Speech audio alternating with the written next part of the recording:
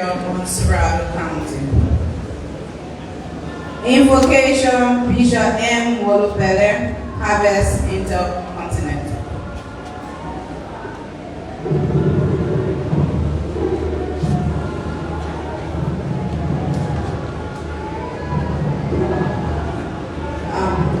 I just want to signal that our guest, His Excellency John Mahama, President of the Republic of Ghana, has just arrived. And please,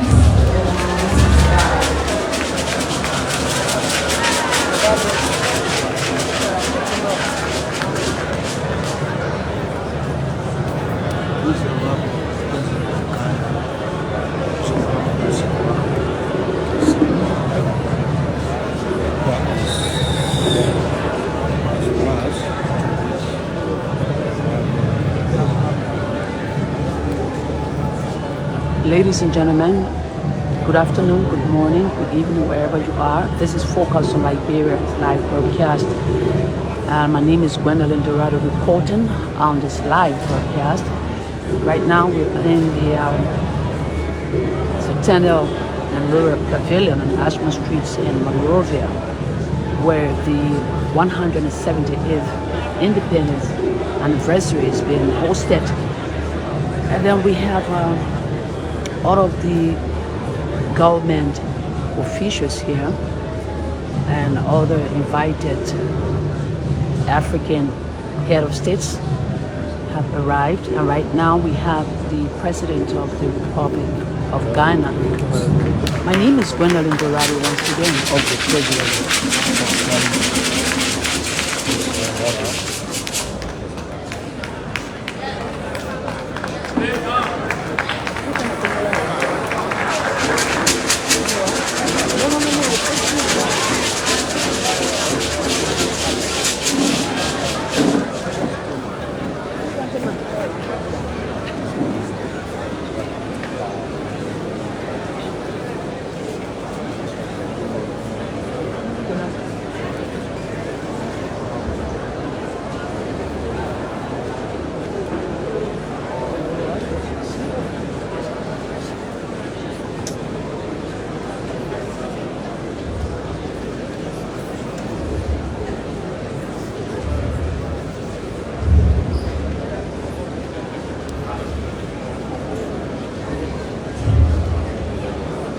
press, please prepare the aisle.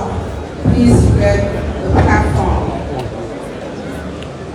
So I would like to say thanks to my colleague Prince Molba, who was on the outside of this a wonderful event here in Liberia today. And right now is the indoor program.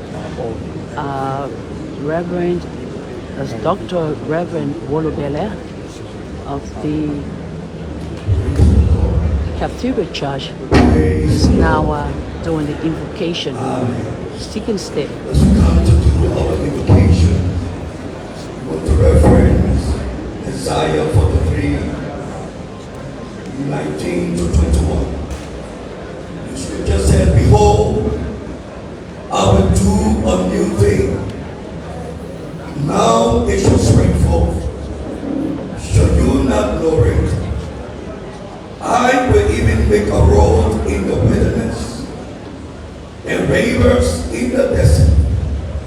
The beasts of the field will honor me, the jackals and the ostriches, because I gave waters in the wilderness and rivers in the desert to give drink to my people, my chosen. These people I have formed by myself, they shall declare my praise." The word of the Lord. Shall we pray? Father, we come before you. Lord, this morning, we come appreciating you. We come saying thank you. Thank you for all that you are. Indeed, you are God. You are almighty. You are more than enough. We come to say thank you on this 178th birth anniversary of the nation Liberia. We say thank you, O Lord, for choosing to nation since those many years. And since you did, Lord, we are witnesses to the fact that you, by your divine providence, have kept our country, protected our nation, even in the midst of challenges and difficulties. Lord, you have been faithful. Today we have come to celebrate and to acknowledge 178th anniversary celebration, and even as we commemorate, Lord, the birth anniversary of this country, Liberia, the land of liberty, Lord, we come making reference to the fact that you said that we should behold. Behold, you do a new thing. Lord, we believe that at this anniversary celebration, you are doing a new thing, because every birth anniversary, every birthday is an opportunity for the newness of a new chapter. Today, oh God, we come, Lord, submitting ourselves to you. We come asking, Lord, that you preside over this ceremony. We pray, oh God, Lord, that you, by your Spirit, in accordance to your word, will cause all things to manifest, even as we call upon your name, as we look up to you, as we lean on you. You will do wonderful things, and Liberia will be amazed as to what you have ordained to bring to pass. We submit everything into your hands, our leaders, Lord, our guests, and everyone gathered. We say, take charge and take control. Have your will, and let your name be exalted and glorified. Thank you now for being the presiding officer. In Jesus' mighty name. Amen. Amen.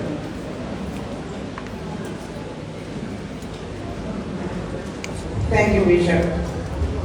Welcome statement. Honorable Robert Bryan, Superintendent, Monrovia County.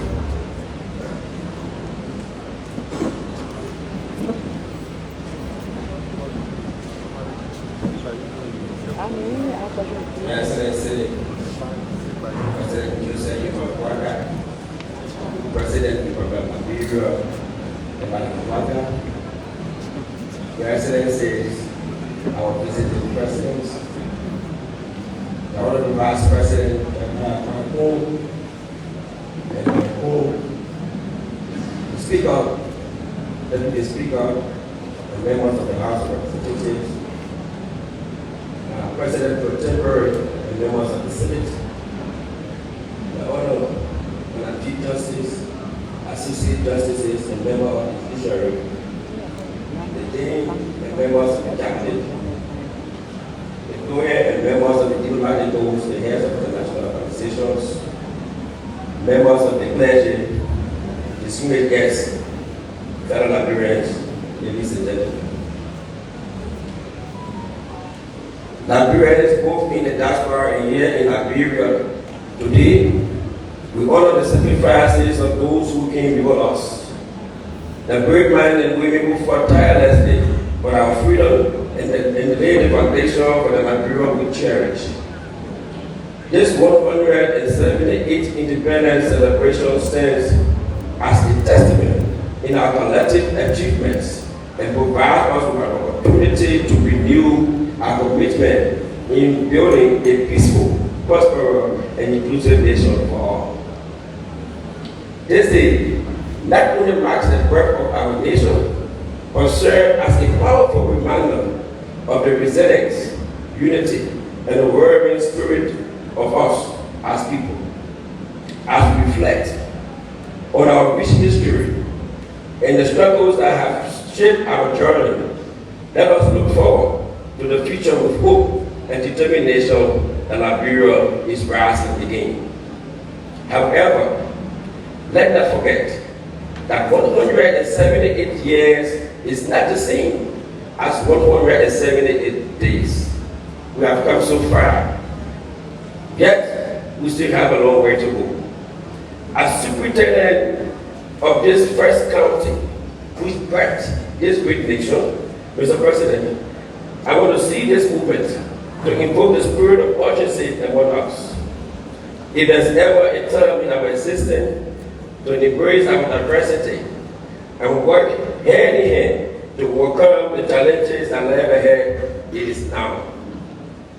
Thankfully, I'm confident that this government, under the dynamic stewardship of President Joseph Yuma Braga and Vice President Jeremiah Kuhn, will continue to collaborate with the legislature and judiciary, including all national and international partners, to foster national growth. Mr. President, the people of Liberia are with you. With that being said, let us engage in activities that showcase our culture, strengthen our bonds, and inspire our hearts as we pay tribute to the indomitable spirit of our nation. Welcome to the 178th Independence Celebration of Liberia. May our celebration be filled with joy, pride, and inspiration for generations to come. Mr. President, our visiting guests, Mr. Vice President, Mr. Speaker, Madam President Pro Tempore, Madam Chief Justice, fellow Liberians, a blessed July 26th.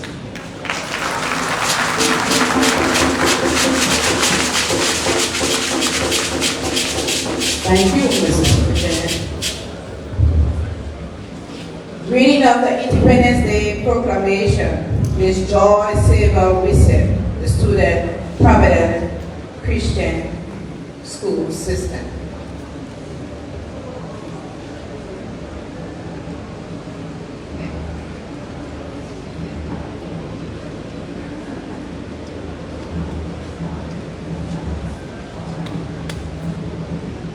A proclamation by the President. Whereas, in His infinite goodness and mercy, God has blessed and prospered the work of the minds, hearts, and hands of all the people of the Republic of Liberia from July 1847, when the nation was declared a free, sovereign, and independent state, and from thence through the years of our national life, manifold and varied have been experiences of the nation and its people. Wondering if all have been able to forge their way back then of perseverance, devotion, and courage, and whereas, after due deliberations on the future of the settlements facing colonial challenges and threats, the founding fathers did publish to the world that historic and immortal instrument known as the Declaration of Independence, by which the Commonwealth of Liberia became and was presented to the Committee of Nations as a free, sovereign, and independent state, thereby warding off encroachment from any colonial power and becoming the first independent African republic.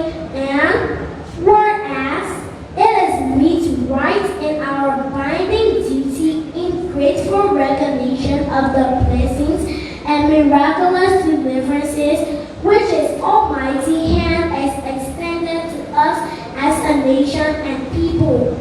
Although we have been most unworthy of them, to give thanks, adoration, and praise unto Him for saving the state, and to commemorate the brave and timely decision of our forebears on 26 July 1847, and whereas under the Patriotic and Cultural Observances Law, Title 26 Liberian Code of Laws of 1956, the 27th day of July each year is set aside as a public holiday to be known as Independence Day and appropriately celebrated, and whereas the official festive celebration of the day will be observed in the city of Monrovia, Monrovia County under the theme, One People, One Destiny, showing the past, building the future, and whereas an indoor program commemorating the day will be held at the Centennial Memorial Pavilion, Ashmore Street, Monrovia, Monrovia County, commencing at 11 local anti-meridian. And now, therefore, I, Joseph Nima Baka, Senior President of the Republic of virtue of authority in me vested by the laws of the land, do hereby declare and proclaim Saturday, July 26, 2025 as Independence Day, to be proclaimed and observed throughout the Republic of Liberia as a public holiday, and to call upon all citizens of the Republic and all foreign residents within our borders to observe the same as such, and require that all government offices and business houses be closed on this day from 6 o'clock ante-meridian to 6 o'clock post-meridian.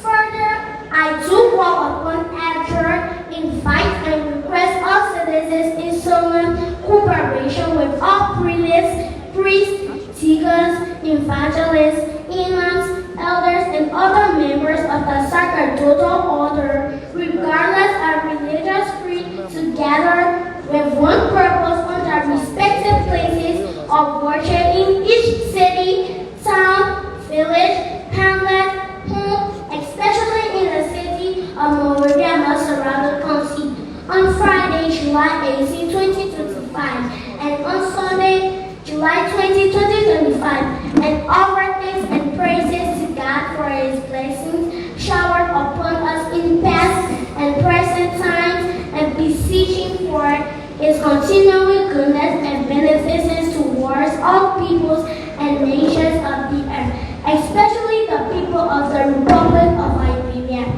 Given under my hand and seal of the Republic of Liberia in the city of Monrovia, County of Monrovia, this 14th day of July in the year our Lord 2025, and of the independence of the Republic 178, Joseph Nimambaka, Senior President of the Republic of Liberia, by order of the President MNE Sarah Beslo Yancy, Minister of Foreign Affairs.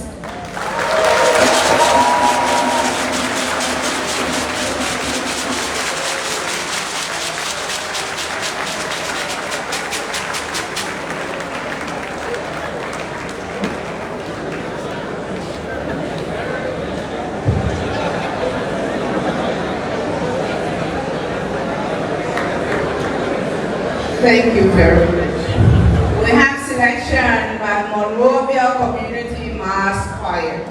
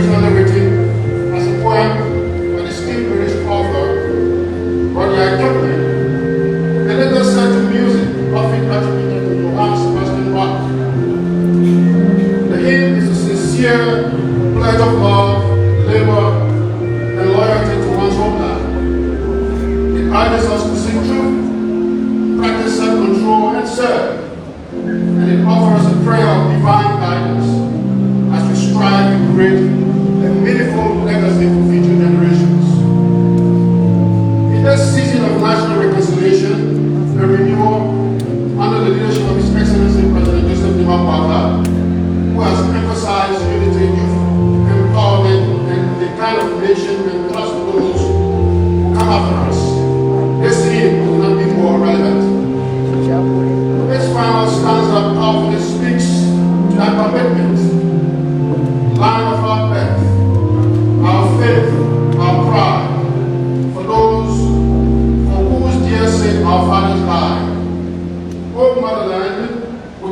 indeed heard, heart, and hand through the years to be. You have the lyrics. We invite you to follow along and sing with us. Thank you.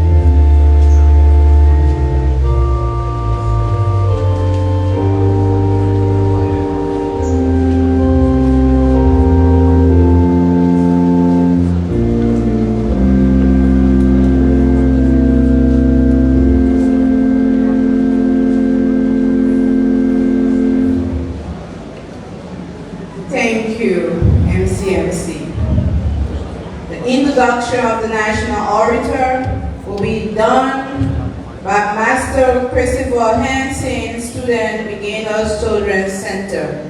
Right after we get our national orator.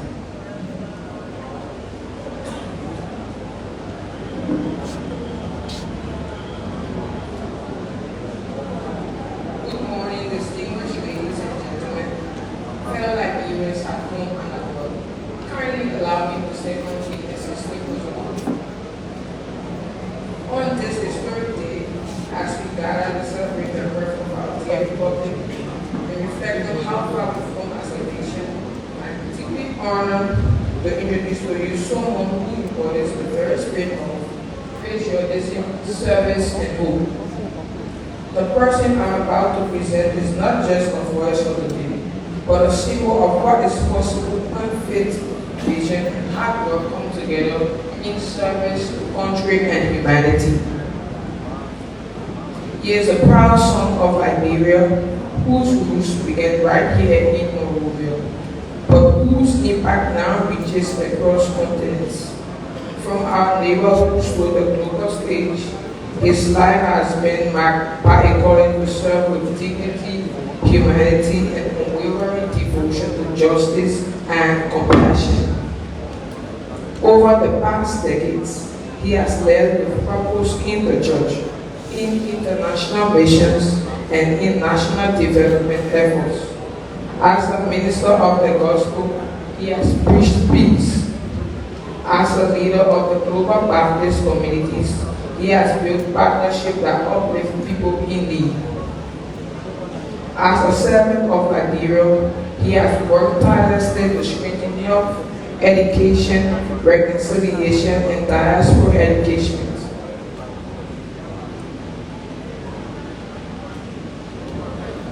His journey has taken him to over 100 countries, where he has promoted youth leadership, organized global conferences, and foster understanding about nations and cultures. Yet, with all his global accomplishments, his heart has always remained here, committed to rebuilding Liberia, one life, one community at a time. In our country today, his work can be seen in school scholarships programs for underprivileged students, in schools and clinics built in remote counties, in children receiving nutritious meals and vaccination, and in libraries being constructed so that young minds can dream even bigger. He is also a man of strong moral characters, trusted leadership, and spiritual depths. He serves on numerous national and international boards, advising on faith, development, diplomacy, and humanitarian relief. However, advocating for the underprivileged, supporting reconciliation, or bringing our diaspora closer to, he has never lost sight of his mission to serve God, love people, and honor Liberia. He is a pastor, a bridge builder, a humanitarian, a global citizen, and a proud Liberian. And today we welcome him as our national voice on this great occasion. Fellow Liberians, please join me as we welcome our 178th Independence Orator, Ambassador Reverend Albert Lafayette Dunn.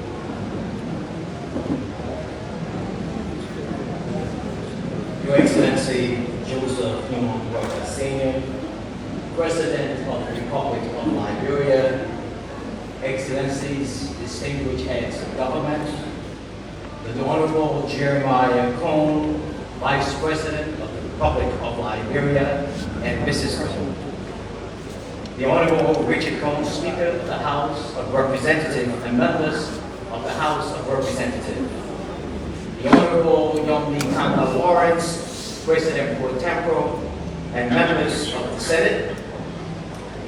To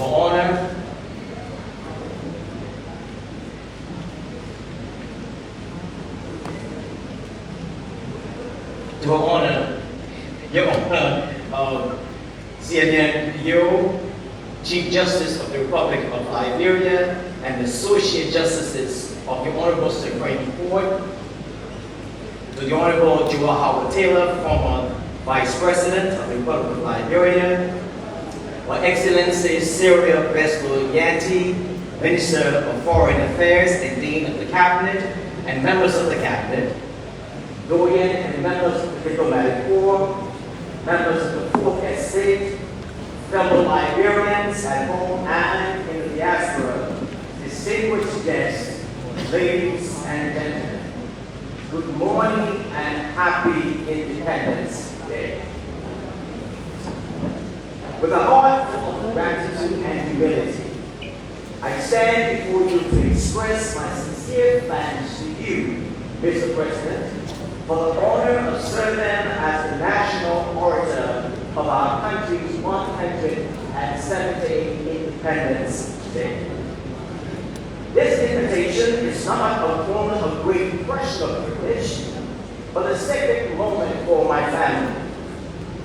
Like the majority of my fellow Liberians, I come to this platform not as one born in privilege or prestige, but as a son of humble beginnings. I was raised by a courageous single mother who, through sheer determination and faith, shaped the course of my life. I remember selling my mother's bread in the Joe Bar market on the old road. Those early mornings, dusty feet, and long days taught me dignity, perseverance, and service. It was there, in Joe Bar Market, among everyday Liberians, that I learned the value of hard work, compassion, and community. Values that continue to guide my personal and professional life to this day. For me to be called from those humble beginnings, to now stand in this place, on this sacred day in our national journey, is a testament to the grace of God, the strength of family, and the enduring possibility of Liberia. Thank you, Mr. President, for entrusting me with this great responsibility. I pray that my words may honor our ancestors, inspire our people, and cause us to unity and national renewal. Today, as we mark the 178th anniversary of our beloved republic, we do more than just remember a date in history.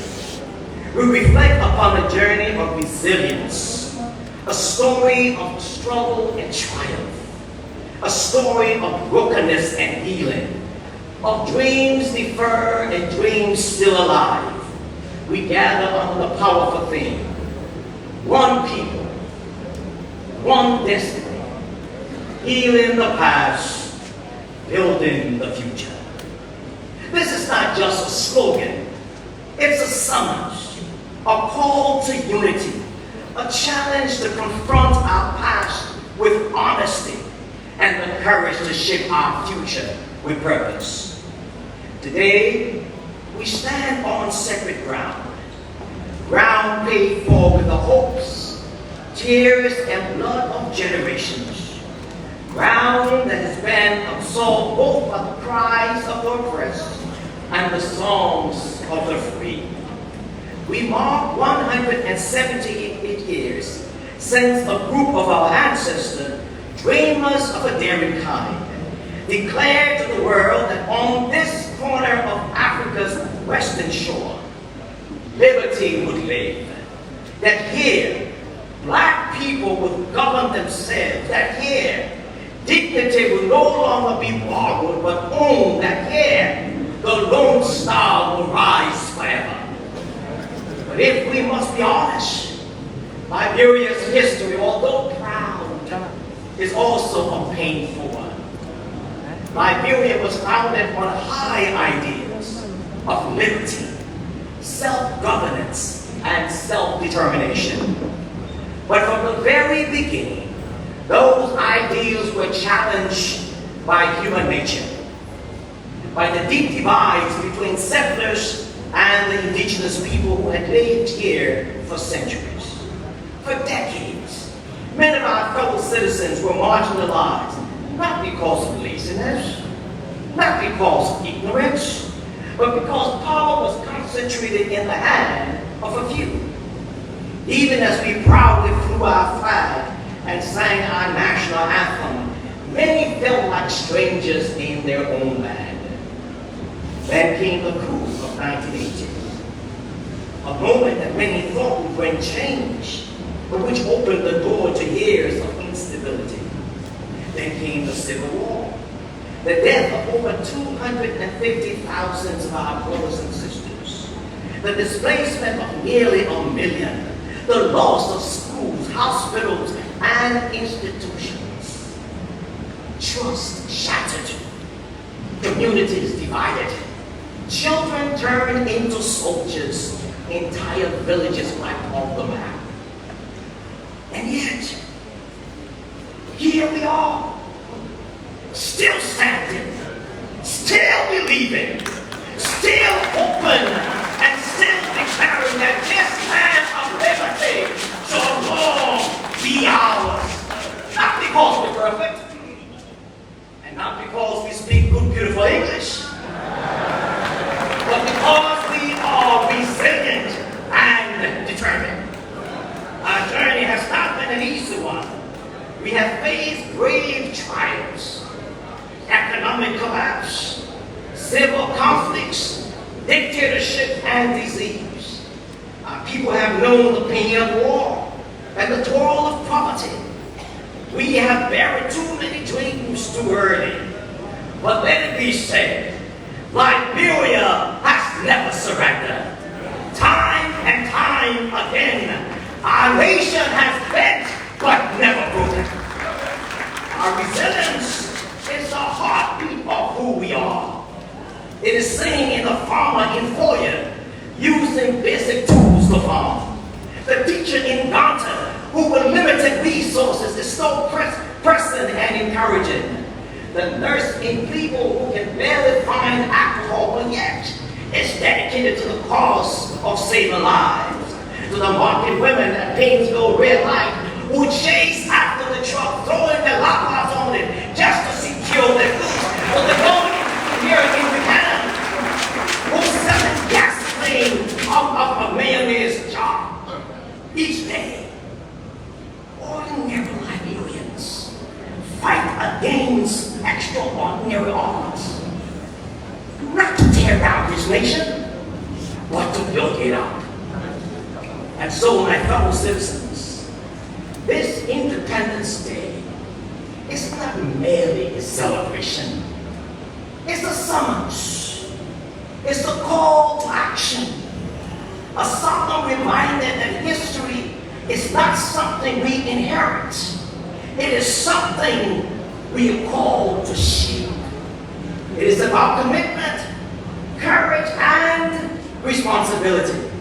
It is by answering the call of destiny and taking our rightful place in building a nation that reflects the dignity, dreams, and potential of all its people. Today, I invite each of you to join hands in the sacred task of nation building, brick by brick, heart by heart, generations by generations, because like we say here in Liberia, one hand cannot pick ice. But before we proceed, allow me to pause and offer our collective heartfelt congratulations to you, Mr. President, on Liberia's historic election to the United Nations Security Council.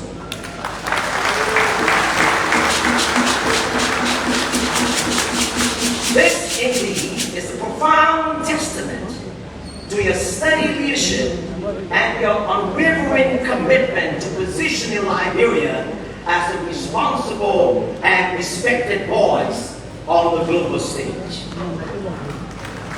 Thank you, Mr. President, for restoring Liberia's place among the community of nations. Permit me also to commend you on the strides made in fulfilling the promises outlined in your arrest agenda for national development. From agriculture to roads, the rule of law, education, sanitation, and tourism, your government has begun to lay a foundation for national transformation. While much remains to be done, progress is being made, and for that, we are grateful. In just a few short months, the government has shown that integrity and public service are not relics of the past, but vital tools for national transformation. Permit me to highlight just a few of these areas.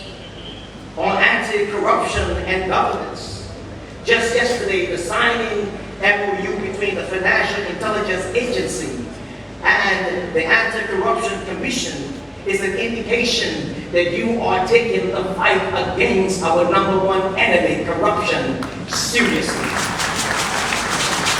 On infrastructure development, driving from Monrovia to Liberia, I have witnessed firsthand a renewed momentum in road rehabilitation, reminding us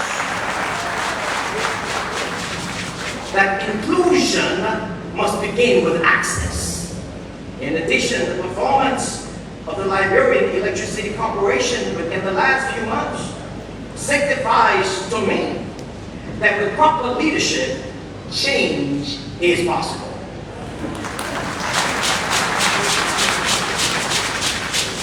On education, increased budget allocations, teacher training programs, the distribution of learning materials to underserved communities, and new investment in childhood education all speak to a government reclaiming education as a national priority. On health and social services, we see growing access to rural clinics, partnerships with international donors, and stronger support for healthcare workers. The emphasis on maternal health is especially commendable because it relates to saving lives. On agriculture rehabilitation, by elevating food security and empowering local farmers, your administration is realigning a long overdue national dialogue.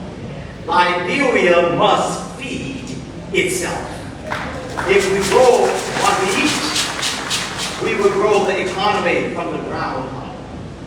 The procurement of fire trucks, the purchase of buses for our national transportation system, these are not just promises, my people, they are actions.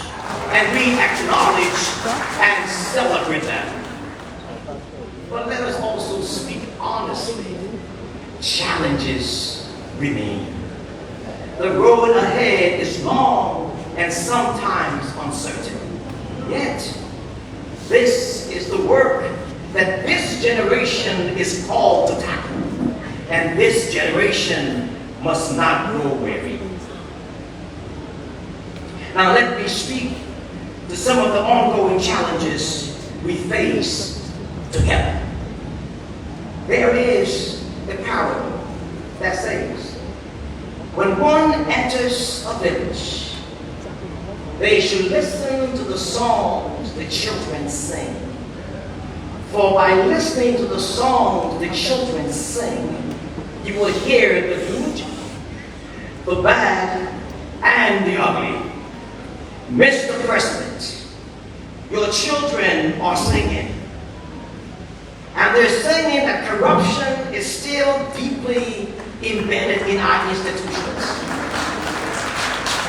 And it would take more than policy to uproot it. It would take more courage and political will from the highest office to the lowest. To the Honorable Speaker and the Honorable President Pro Tem, and honor. The fight against corruption is yours as well, and not just the president. The children are singing, and they're saying, Mr. President, unemployment remains dangerously high. We cannot afford to let our people drift into despair, or worse, drift into the hands of those who could possibly exploit their frustration. The people are singing, and they're saying economic inequities is widening.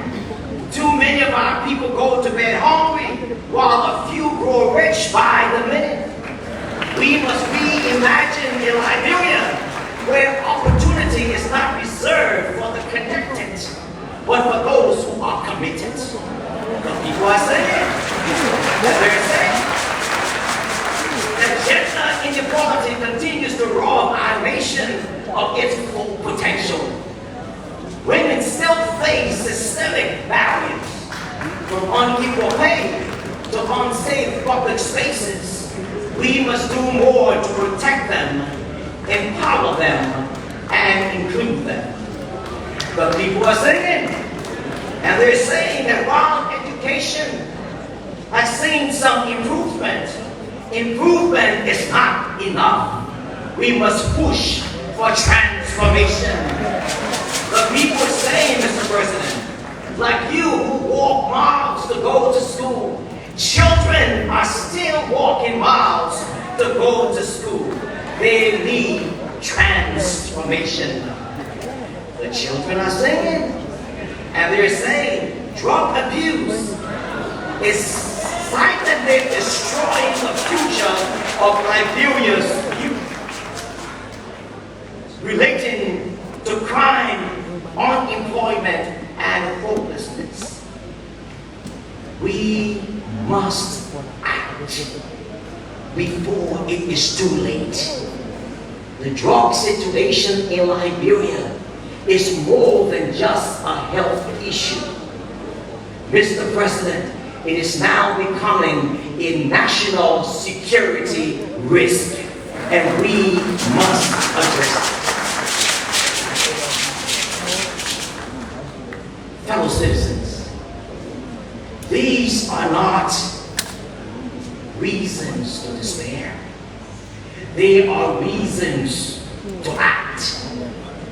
Liberia cannot fulfill its promise until every citizen, from West Point to Soniwe, from Bonchima to Fortsville, has a fair chance to thrive, because the work of building Liberia is not limited to the executive mansion, but involves all of us.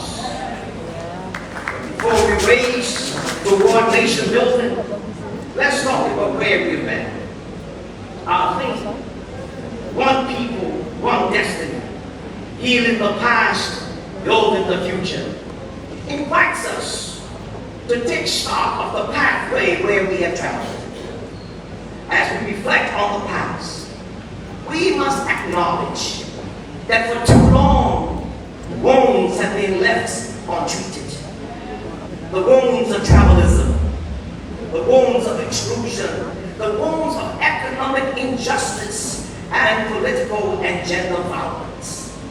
We must dare to believe that tomorrow can and will be better by creating the space for reconciliation, dialogue, restorative justice, and for building bridges across our divides. The recent reburial of former President Samuel K. Doe and the memorial service for former President William R. Talbot Jr. were bold action that signaled the President's commitment to begin a process that was way too long overdue. And again, on July the 5th, 2025, you, Mr. President, showed exemplary leadership when you offered for the first time in 45 years an apology to the Liberian people for the atrocities and injustices of past years.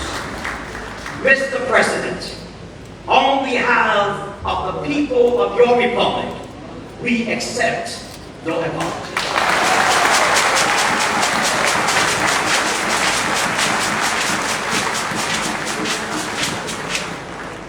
Because reconciliation is an ongoing process, and in an effort to build on what you have started, I hereby propose the establishment of a standing National Commission on Reconciliation. This body, non-partisan or non-partisan and inclusive, will be tasked with contributing to the work of national healing from county to county, from village to village, from town to town, talking about historical truth-telling, civic education, and programs that promote social cohesion. But the work of healing, however, is not for government alone. It is the responsibility of each Liberian to lay down hatred, to uproot prejudice, to choose the hard work of peace over the ease of bitterness. It is time for us to confront painful chapters by history, not with anger, but with resolve. Resolve to build a Liberia where these chapters would never be written again. Now we turn our attention to nation building. Nation building, per definition, is the process of constructing or structuring a national identity using the power and influence of the state. It involves efforts by government or other entities to unite diverse groups within a country, foster a sense of national identity, and build institutions that support functioning, stable, and cohesive society. Now let me tell you what it is not. Nation building is not a one-day event. It is not just the responsibility of government. It is not a one-man show. It is not the property of any one political party, ethnic group, gender, or generation. It is a collective enterprise. The responsibility of every Liberian in the public and private sector, in the diaspora, in the classroom, and in the home. Because the future we hope for, a Liberia that is peaceful, prosperous, and just, demands the participation of all Liberians. My people, I am not asking us to do the impossible. Others have gone down this road before, and they have overcome. We can do the same. So in our effort to contribute to nation building, our young people will rise, not just to seek jobs, but to create them. Our leaders must rise, not just to seek power, but to serve with integrity. Our communities must rise, not with violence or division, but with unity and shared purpose. Let us move away from the politics of blame and embrace the politics of building. Let us not only demand change, but let us be committed to be the change that we demand. The Liberian dream must be built by Liberian hands. Yes, we have survived wars. Yes, we have endured economic hardship and political instability. But survival is not enough. It's time to move past the scars of war. Stop using the war as crutches or as an excuse to support your lack of action. The war is over. News flash, fresh off the press. The war is over. Because if we continue to hold on to the past, we stifle the birth of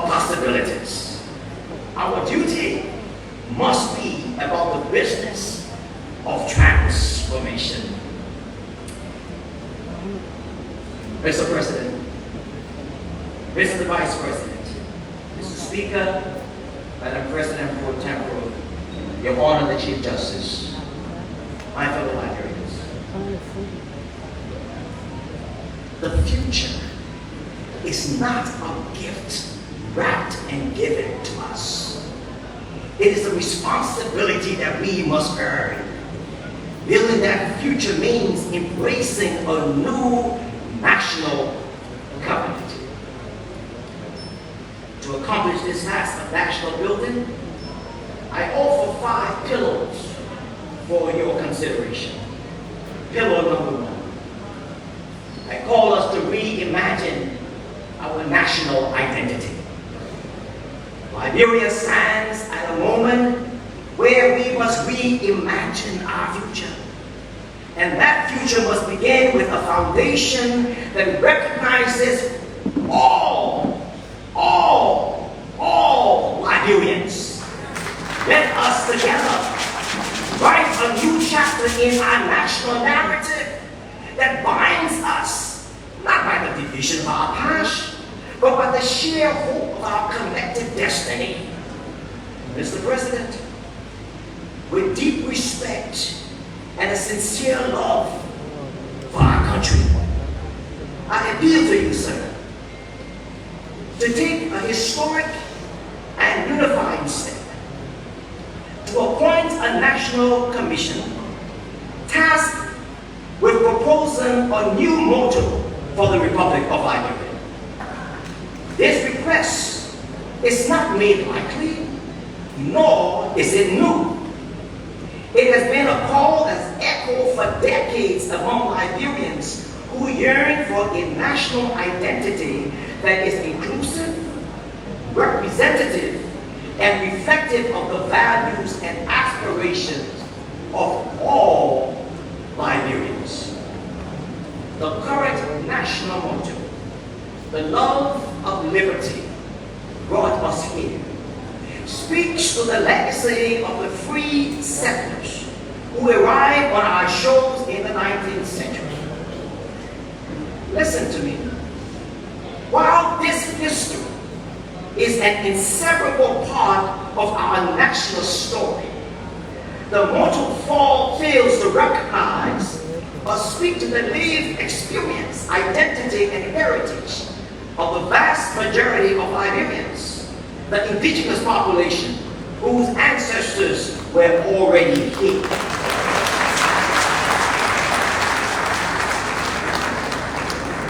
A national motto should be more than a relic of history. It should be a source of shared pride, unity, and vision. Liberia today is a diverse republic, made up of many ethnic groups, many different religions and backgrounds, all of whom deserve to see themselves reflected in the words that define our national purpose and spirit. Mr. President, you are uniquely positioned to lead this long overdue change.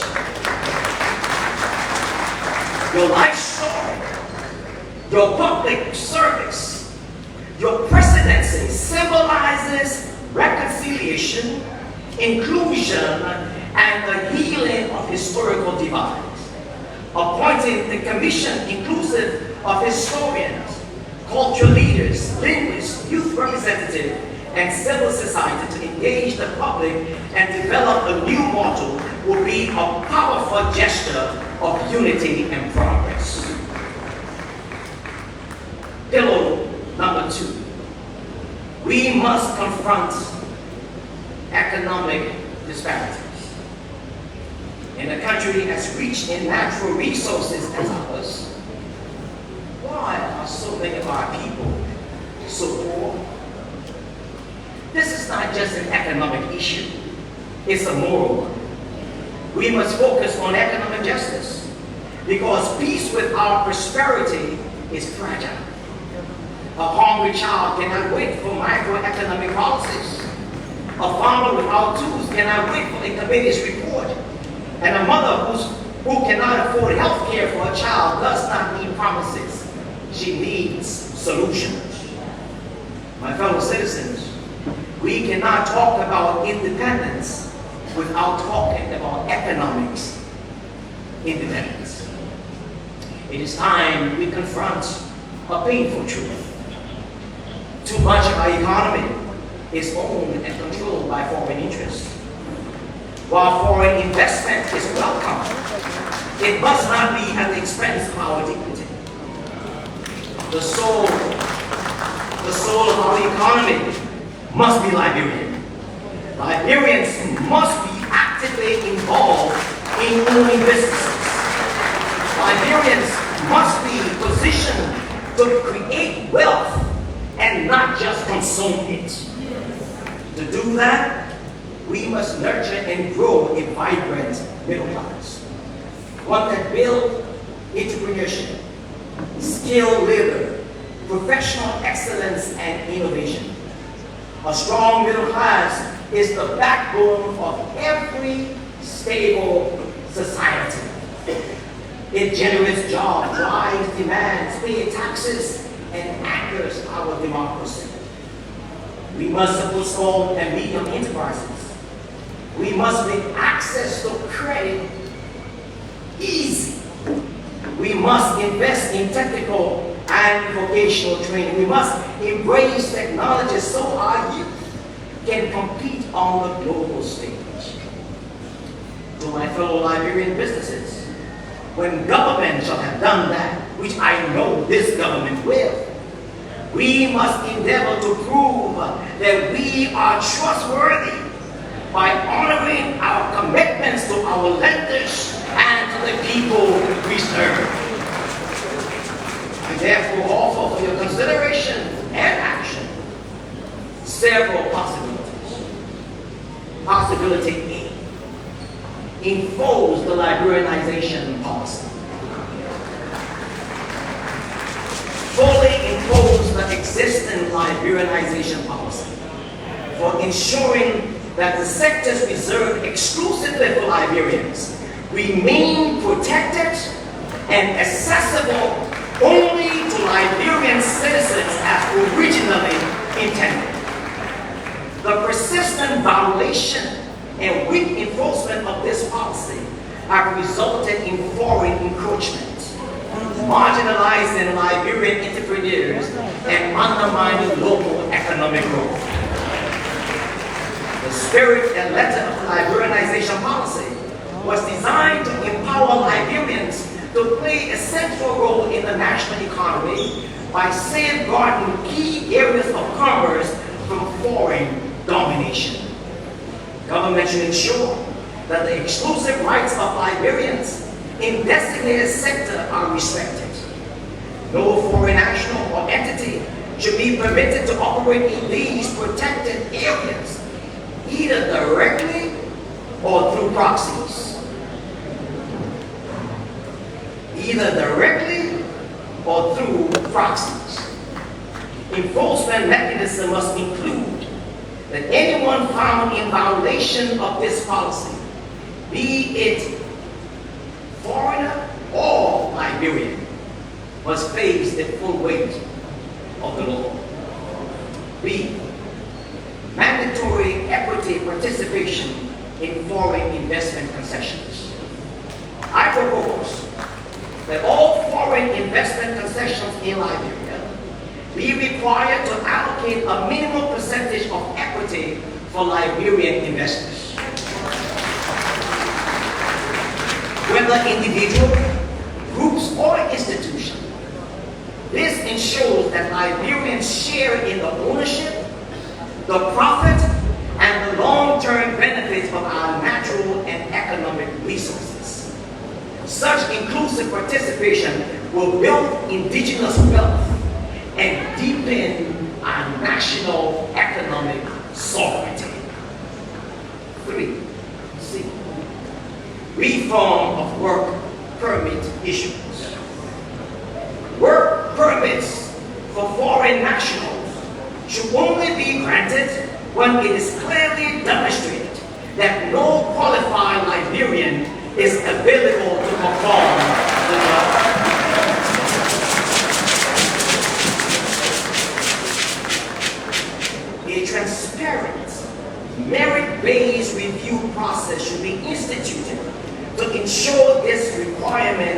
is met promoting fair labor practices and by prioritizing Liberian employment.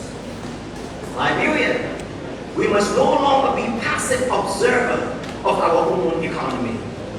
We must assert our rightful place at the center of national development by enforcing the Liberianization policy and ensuring meaningful Liberian participation in all economic activities. We pave the way for a stronger, more inclusive, and self-sustaining economy. If we must think Liberia, if we must love Liberia, if we must build Liberia, then we must prioritize Liberians. Pillar number 3, reclaim education for the good of the public. Education is the cornerstone of any society that seeks to move forward. No nation has ever risen above the quality of its education system. We must, as we've already begun to do, invest in every level of education. That means building more safe and accessible schools, paying and training teachers, modernizing our curriculum to include agriculture, technology, and entrepreneurship, prioritizing vocational and technical education so that every person who leaves school will have employable skills. Our educational system should be structured not only to pass exams, but should be built on character, sharpening the minds and preparing citizens to serve with integrity. We cannot build a future with broken jobs and unpaid teachers. For too long, we have watched our public schools deteriorate while private institutions become the only hope for quality learning. That must and already has begun to change. Every Liberian child deserves a safe classroom space, a teacher who is trained, and a curriculum that prepares them for the global stage. An educated citizenry is Liberia's most powerful defense against poverty, division, and corruption. Pillar 4. End prejudice and division.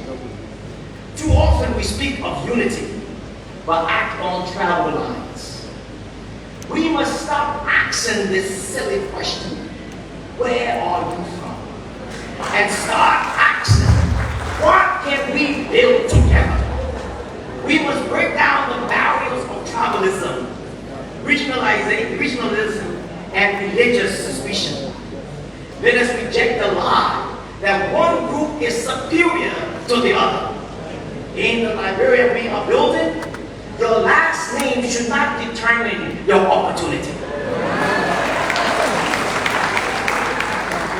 Your skin tone should not determine your treatment.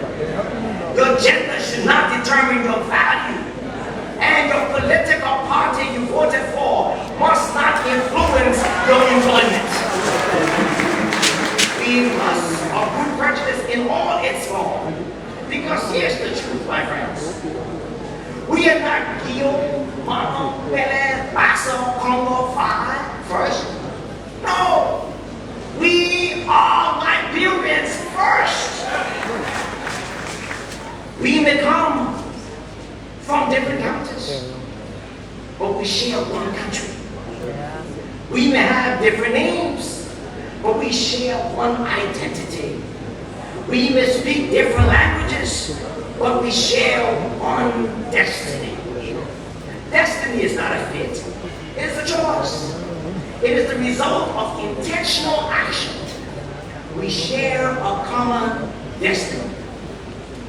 And whether that destiny leads to division or unity, to poverty or prosperity, will depend on the choices we make today. Our destiny will not be determined by what happened 170 years ago. Neither will it be determined on what happened 20 years ago. But what we choose to do day, in this moment, in this hour. So let us choose peace over provocation. Let us choose justice over favoritism. Let us choose patriotism over partisanship. Let us choose each other again and again and again. For by doing so, we celebrate the fact that we are one people, striving and striving for one destiny. Hello, promoting gender equality. Liberia has always shown the world that women can lead. And you have led well. But beyond symbolism, we must ensure that women have equal access to opportunity, education, healthcare, and safety. Promoting gender equality is not a favor to women, but a fundamental human right. The fight against gender-based violence must be relentless. We must protect our daughters from abuse, our mothers and sisters from exclusion, and create spaces where their voices are not only heard, but heeded. The rearing of children is just not the responsibility of our mothers. Fathers must take equal responsibility for caring and supporting the children we gave birth to. Our legal system must support mothers who are struggling because of fathers who are absent and not providing support. There is a law on the books, our domestic relations law on support for dependents. That law, Your Honor, must be enforced. A country that empowers its woman is a country that doubles its potential.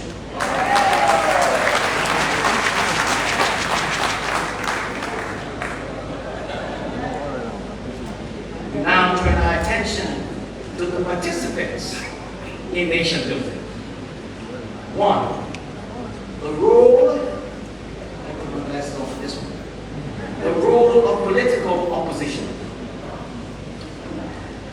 Democracy is not a spectatorship, nor is it the crowning of any one ruling party. Democracy is the constant exchange of ideas, the clash of visions for the common good. Our opposition parties must be respected, not demonized. They are not the enemy of the state. They are part of the machinery of accountability. A nation where opposition voices are silent is a nation walking into darkness.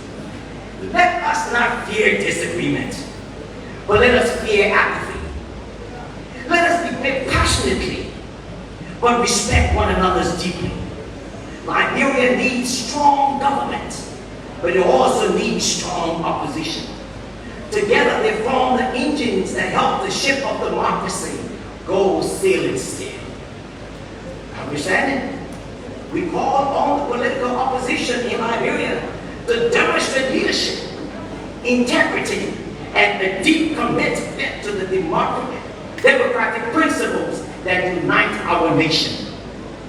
As critical stakeholders in our political system, the opposition plays a vital role in ensuring accountability, transparency, and inclusiveness. However, with this role comes a profound responsibility to act in ways that preserve our national unity, our fragile peace, and the public trust. In this pivotal time of our country, it is essential that all political actors engage in dialogue, uphold the rule of law, and reject any form of violence, misinformation, and incitement. constructive criticism, and peaceful advocacy are pillars of democracy, but they must be guided by truth, respect for institution, and a shared vision for a stable and prosperous Liberia. Our dear leaders in opposition, I urge you to prioritize the long-term interests of the Liberian people over short-term political gain. The eyes of the nation and the eye of the world are watching.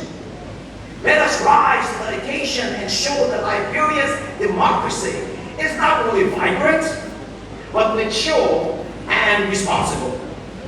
Let peace lead, let dialogue prevail, and let Liberia win.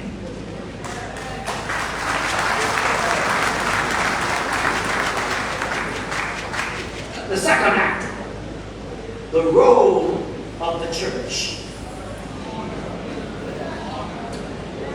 The Christian church in Liberia, it is time for a deeper awakening. A revival not just of prayer and worship, but of purpose and responsibility. For too long, poverty has been spiritualized, normalized, and even romanticized within the church. But let it be clear, there is no honor in poverty, and there is nothing righteous about economic suffering when solutions are within your reach. The gospel is not only about salvation, it is also about transformation of lives and community. For scripture says, faith without work is dead. Yet too often, our pulpits echo with calls to prayer without equal calls to action. We cannot keep telling people to fast and pray and wait for the breakthrough and the anointing while doing nothing practical to change the situation. We must stop expecting God to walk on waters. He did it once, he's not doing it again. He told me that just this morning. Get your people to work. Liberia is a nation rich in potential. Yet, the church is one of the most powerful and trusted institutions in this country. Imagine the impact you would make if you were to leverage that responsibility. Imagine the communities in which you reside. What would happen if you began to hold classes on some nights and stop having prayer meetings 5 nights a week and use some of those nights to empower your people? What if you taught them financial literacy, how to open a bank account, and stop telling them to sow a seed so that you can buy?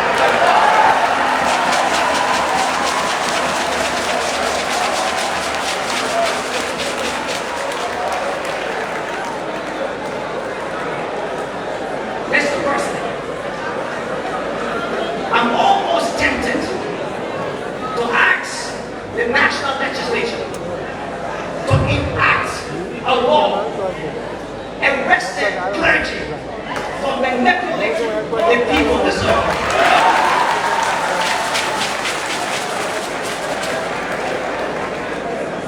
The church must lead the way in breaking the circle of poverty, not by blaming the poor for their condition or preaching them into passivity.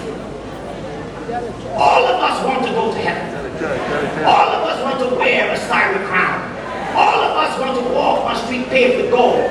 But by then, what's happening down here transforms the lives of the people.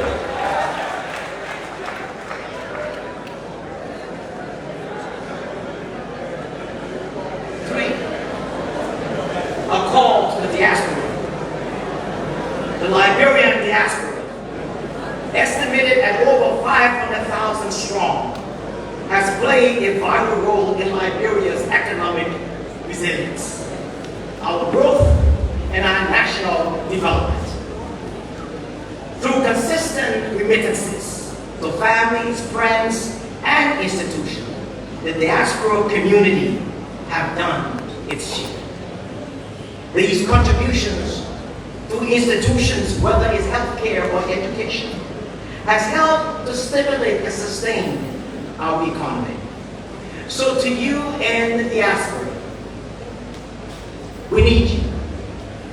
Not just your money, but your ideas, your expertise, your networks.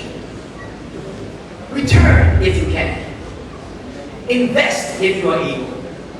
Speak up. Stay engaged. Your love for Liberia is not less because you live abroad. It is a bridge, not a boundary. The journey across the seas does not erase your Liberian identity. It expands it. We must continue to embrace the principle that no Liberian is more Liberian than another. I appeal to our government to therefore create bold, intentional frameworks for diaspora investment, ensuring that the inclusion is not just symbolic, but strategic. They must not be seen as outsiders, but as partners in national transformation.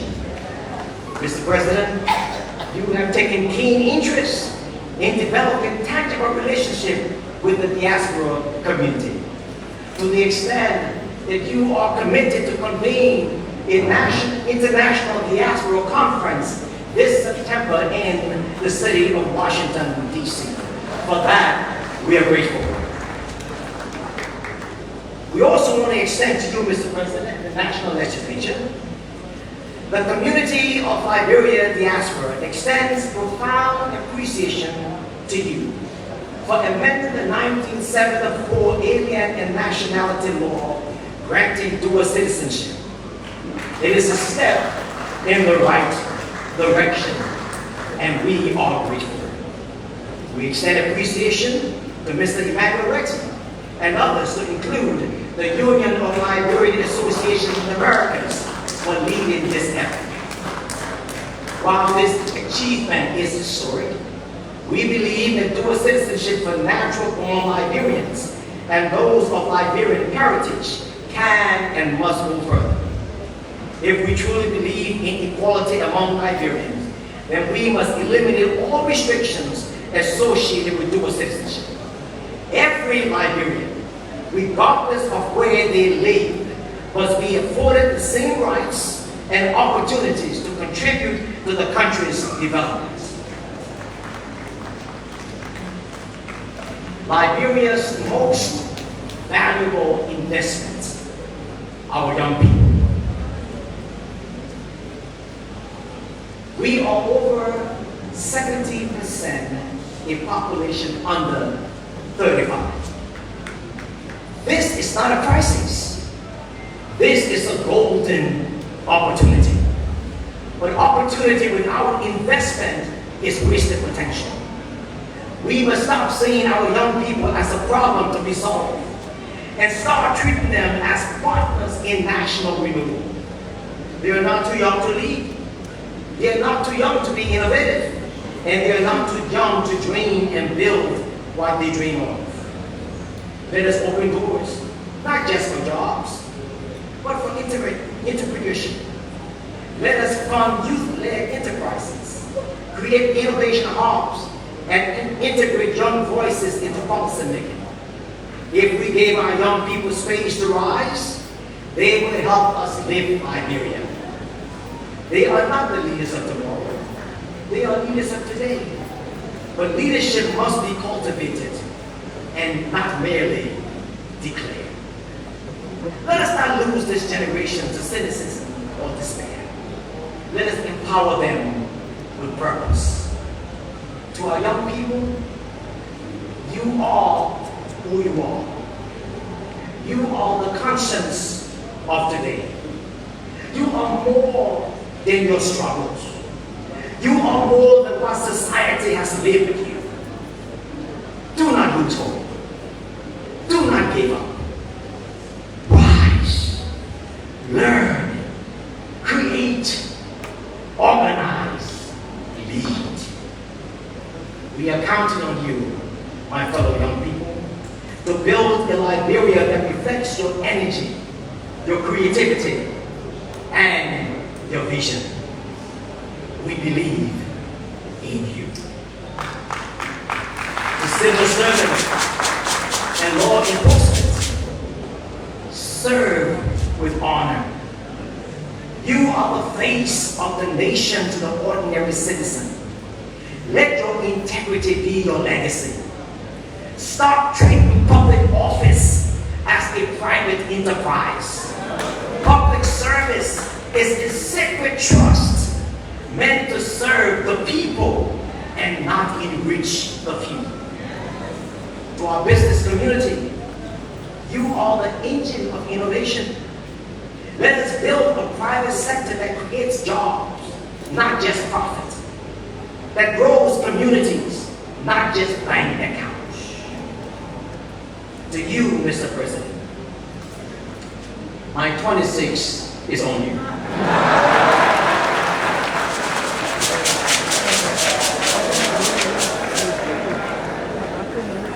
What do I want?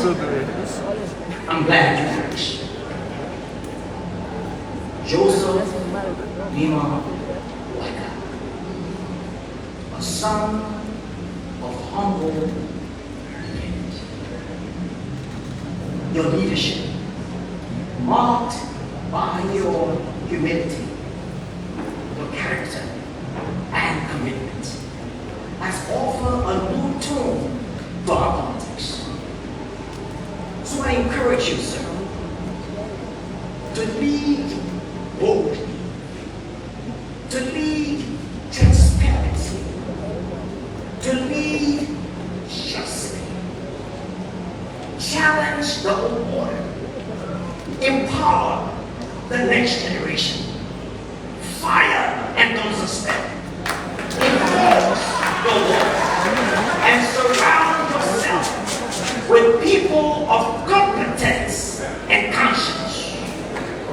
Who knows that like Esther in the biblical narrative, that you have come to this royal position for such a time as this. Uncle Joe, tomorrow is not promised. A second term is not guaranteed. Clean up this mess now. Do it for yourself. But do it for the thousands who stood in the rain to vote for you. Do it for Mayama, who is here with us this morning. Do it for little John, who walked 2 miles this morning to fetch water for his family. Do it for my soul, who died in childbirth this morning for the lack of proper medical care. Do it for those who are yet unborn, so that when they walk these shores, history will judge you and say, there lies a man called Joseph Lima Waka, who served his country well. So that is what I want for 26. Be the leader that you believe God called you. Now I know everybody's waiting for this one. In conclusion, as we commemorate 170 years of independence, let this day not pass as a ritual for speeches. Let it be a day of recommitment. Let us renew our pledge, not only to celebrate our past, but to shape our future. Let us be one people, joined together not by convenience, but by covenant. Let us walk together in good times as well as bad, in the rain as well as in the sunshine. Let us hold hands and walk in the valley. Let us hold hands and climb the mountain together toward one destiny. Not a destiny handed to us, but one that we forge together with faith, with courage, and with love for our beloved Liberia. We have seen what this unity can do. Now let us choose what unity can build. Fellow citizens, Liberia cannot move forward if our loyalties lies in self-interest, tribalism, or party politics. We must put country first, above personalities, above politics, above profit. Putting Liberia first means telling the truth, even when it is uncomfortable. It means rejecting corruption, no matter who benefits.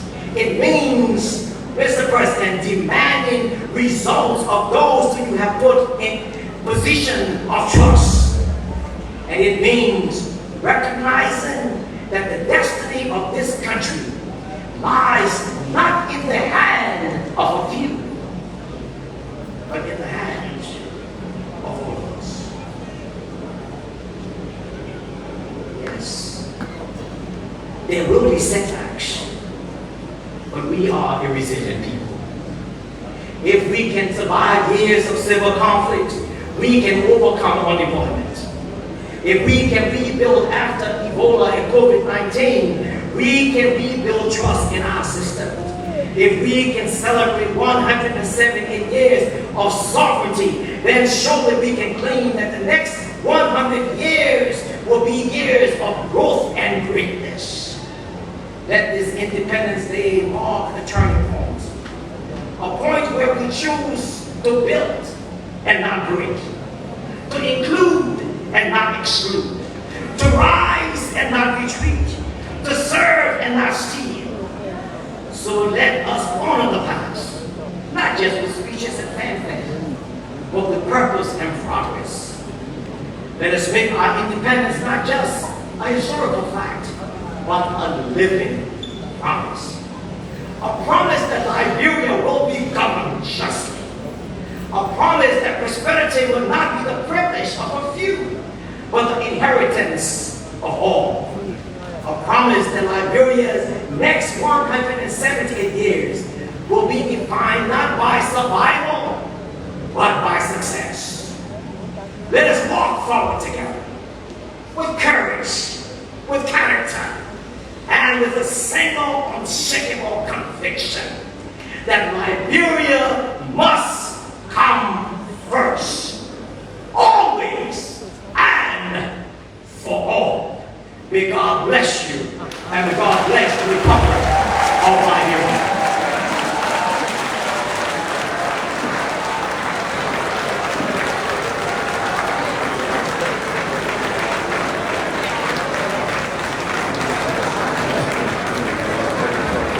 Thank you, Ms. Arda.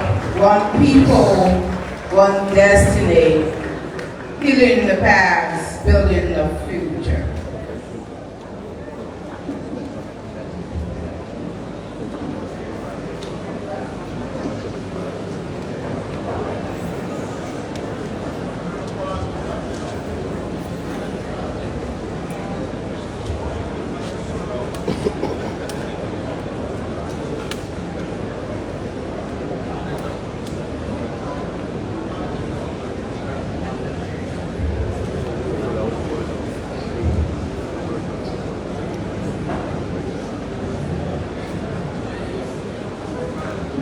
Thank you, thank you, thank you.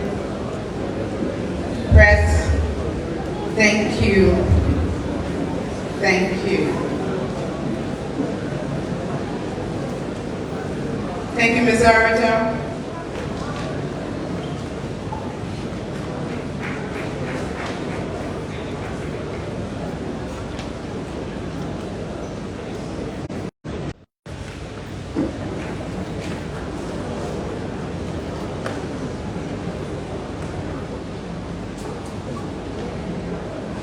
Thank you. Ms. Arito, we ask that you kindly come up and face the crowd. Thank you, sir.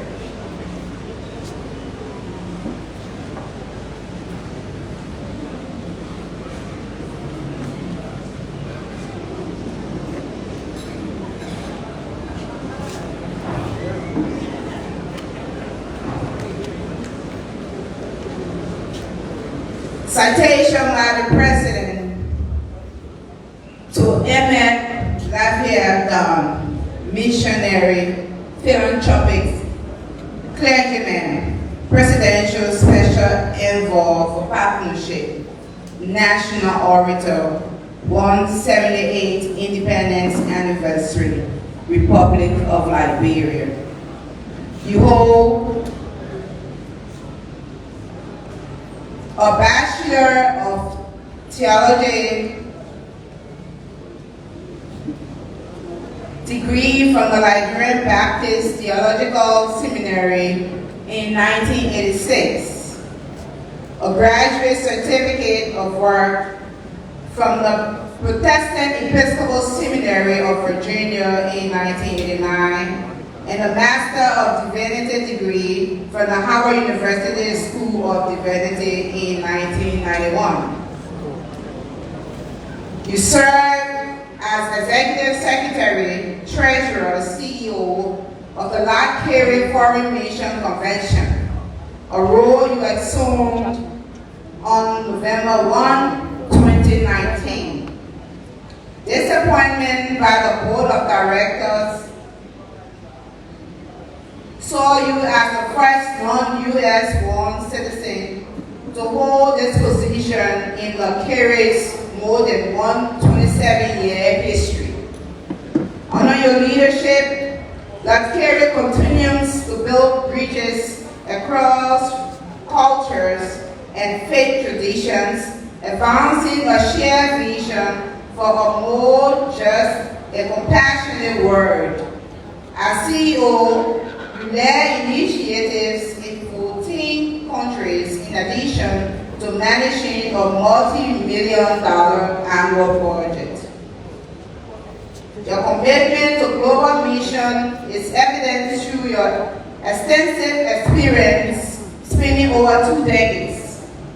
For 22 years, you served on the executive staff of the Baptist World Alliance, including as director of the youth department for the Baptist World Congress. Throughout your tenure, you provided effective leadership across more than 100 countries, with key contributions in your youth leadership, development, conflict resolution, missional initiative, conference coordination, and promoting church health and wellness. You were ordained to the gospel ministry in December 1987 at the Providence Baptist Church in Monrovia, where you previously served as Director of Christian Education. As a distinguished Liberian national, you continue to be a committed advocate for the country's transformation and development. Recently appointed as a special presidential envoy for partnership, you leverage engaged diaspora partners in support of Liberia's arrest agenda with a particular focus on health, education, infrastructure, entrepreneurship, reconciliation, and diaspora engagement. Now, therefore,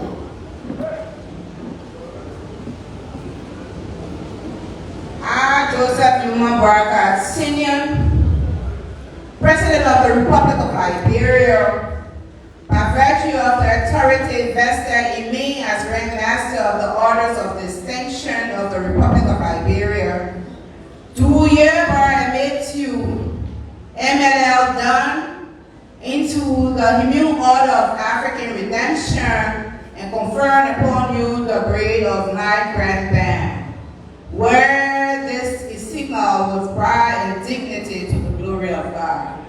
Please accept my congratulations.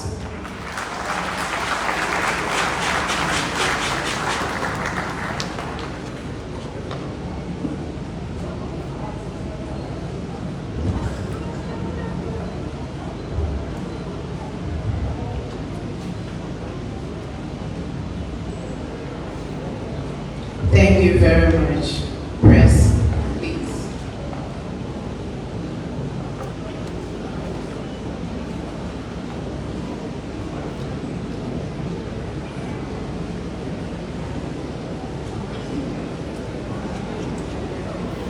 We have selection by the Liberia Youth Orchestra.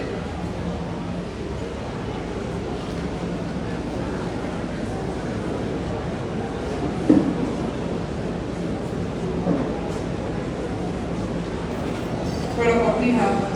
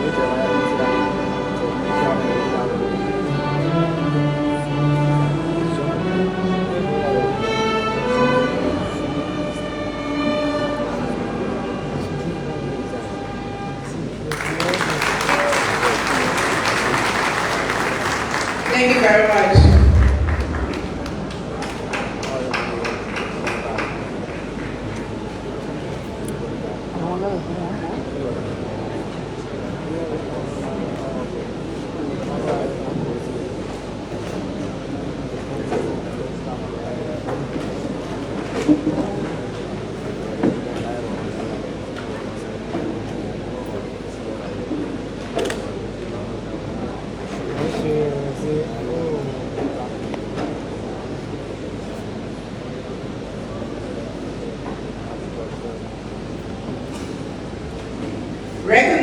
of ECOWAS troop contributing countries to ECOMOG and former chairpersons of ECOWAS commemorating ECOWAS at 50.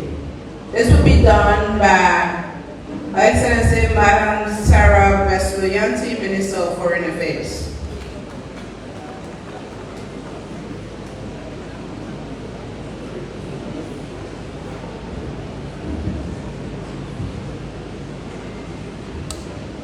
Your Excellency, President Joseph Boyka, President of the Republic of Liberia, Your Excellency, the Vice President, Presidents, who are guests of His Excellency today, Mr. President, please allow me to stand on the existing protocols as I address this recognition of ECOWAS and ECOWAS troop contributing countries and those who have contributed to Liberia's peace and stability. Today, as we celebrate our national independence, we also gather to commemorate a milestone of regional unity and cooperation. The 50th anniversary of the ECOWAS, of the Economic Community of West African States, ECOWAS. On this momentous occasion, we pause to recognize the invaluable contributions of the ECOWAS Monitoring Group and all ECOWAS contributions made during Liberia's civil crises, as well as the outstanding leadership of the executive secretaries of ECOWAS, who guided the organization through one of its most trying periods. The outbreak of Liberia's civil war in 1989 ushered in a dark chapter in our nation's history. It was a time of immense suffering, of violence, displacement, and despair. Yet amid the turmoil, a beacon of hope emerged through regional solidarity. ECOWAS responded not with hesitation, but with resolve through the deployment of ECOMOG, a multinational peacekeeping force committed to restoring peace and stability in Liberia. The mission of ECOMOG was more than a military intervention. It was a bold expression of West African unity, a demonstration of our shared values, our collective security, and our unyielding commitment to one another. Troops from across the sub-region came together, often in the face of grave danger, to protect innocent lives, to mediate between warring factions, and to uphold the hope of peace. Their sacrifices were immense. Operating in a complex and volatile environment, soldiers faced fierce resistance and witnessed the devastation of civilian lives. Yet, through it all, they remained steadfast, resilient in their purpose and courageous in their action. Beyond their military duties, forces played a crucial humanitarian role. They secured aid corridors, protected displaced persons, and laid the foundation for critical dialogue and reconciliation efforts. Their work ultimately paved the way for the Comprehensive Peace Agreement of 2003, a cornerstone of Liberia's recovery and rebirth. As we reflect today, we also pay homage to the visionary leadership of ECOWAS during those difficult years. The executive secretaries during those years served Liberia's crises. In difficult circumstances, they faced daunting challenges, yet they provided unwavering guidance, strategic direction to the regional body, and unwavering support to Liberians. Under their stewardship, ECOWAS not only upheld its founding principles, but evolved into a formidable force for peace, diplomacy, and regional cooperation, marking why ECOWAS was seen as the best regional economic community on the face of Africa. We acknowledge and honor the following executive secretaries of ECOWAS during this pivotal period: Dr. Abbas Bondo of Sierra Leone, Edward Benjamin of Guinea, Ansana Kuyate of Guinea, Dr. Mohamed Ibn Chambers of Ghana. These distinguished individuals guided ECOWAS through a time of immense crisis with integrity, wisdom, and an unshakable commitment commitment to peace. Their leadership laid the groundwork for the interventions that would bring Liberia back from the brink of collapse. Today, as we mark ECOWAS at 50, the government and people of the Republic of Liberia proudly recognize the true contributing countries whose sons and daughters serve in the noble cause of peace. The Gambia, Ghana, Guinea, Nigeria, Sierra Leone, later joined by the Republic, Cote d'Ivoire, Mali, and Niger. Senegal also contributed a little due to the specific circumstances. To all the nations of ECOWAS, not only three contributing countries, ECOWAS would not have taken a decision if the ECOWAS member states had said no. To all of you, we say thank you. To all of you, we say thank you for the sacrifice. Thank you for your courage. Thank you for your belief in a peaceful West Africa. Thank you for standing with Liberia in her darkest hour. We stand today because we stood. We stand today because we stood. As we honor the legacy of ECOWAS and we support and give Liberia's peace, we must also carry forward the lessons of that era. We are reminded of the enduring importance of regional cooperation, the necessity of proactive diplomacy, and the power of collective action in the face of conflict. We also remember the resilience of the Liberian people, those who suffer, those who survive, those who have worked tirelessly to rebuild their communities. Your strength is the foundation of our future. Before I continue, let's take a moment to remember, take a moment of silence for those who lost their lives, not only as troops, but also as civilians, those who lost their lives in our conflict. A moment of silence. Please stand.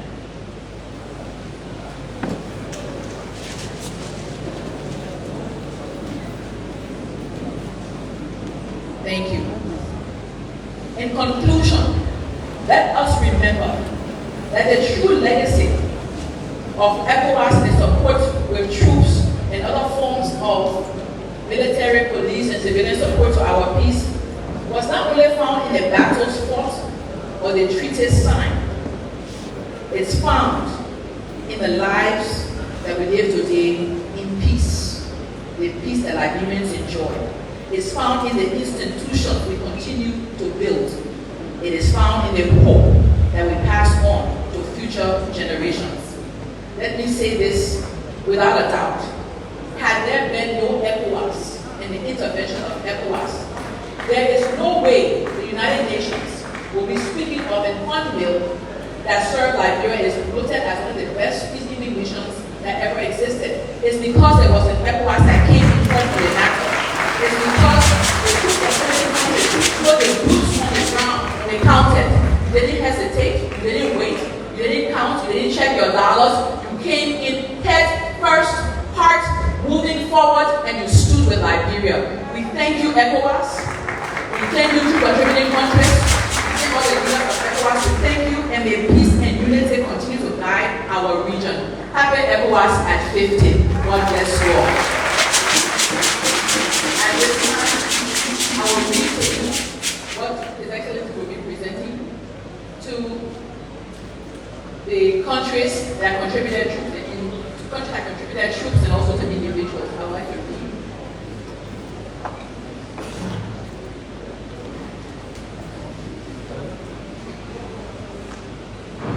Appreciation to the Gambia for its contributions made to Liberia's peace as a true contributing country to forces deployed by ECOWAS. Presented by His Excellency President Joseph Newman Boyka Sr., President of the Republic of Liberia, at celebrations marking its 178th Independence Day on July 26, 2025, in commemoration of ECOWAS at 50. Your Excellency, Mr. President, President Boyka, please come forward as we present this to the representative from the Gambia.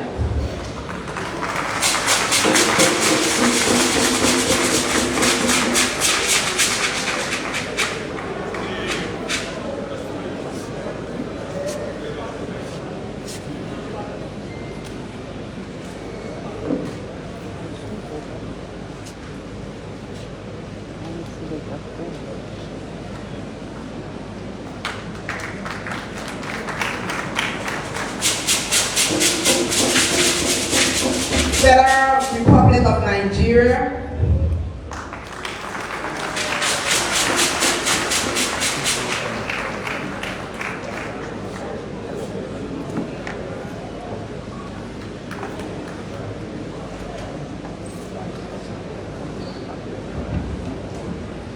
the Republic of Ghana.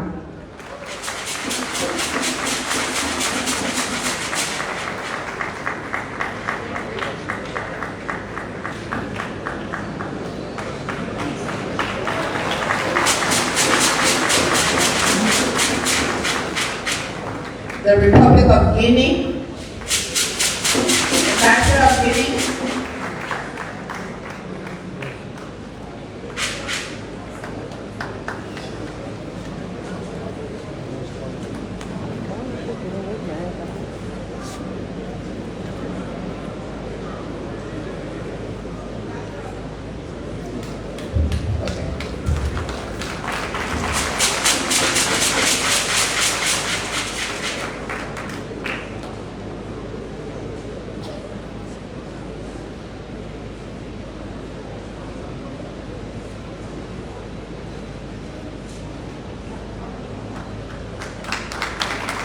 ECOWAS Ambassador to Liberia will receive on behalf of Benin.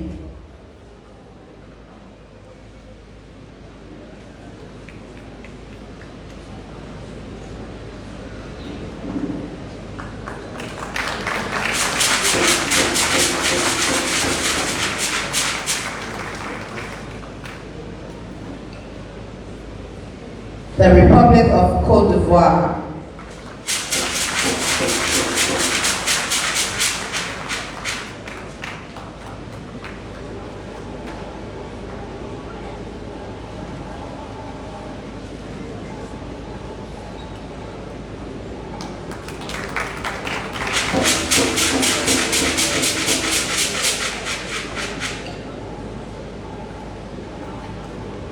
Before His Excellency takes his seat, give appreciation to the Republic of Senegal.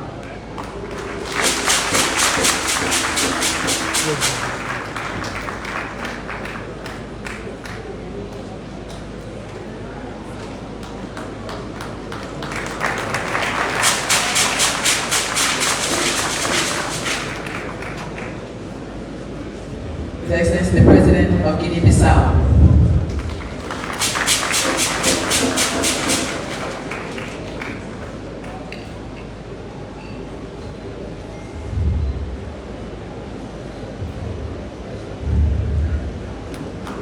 Dr. Abbas Bondu.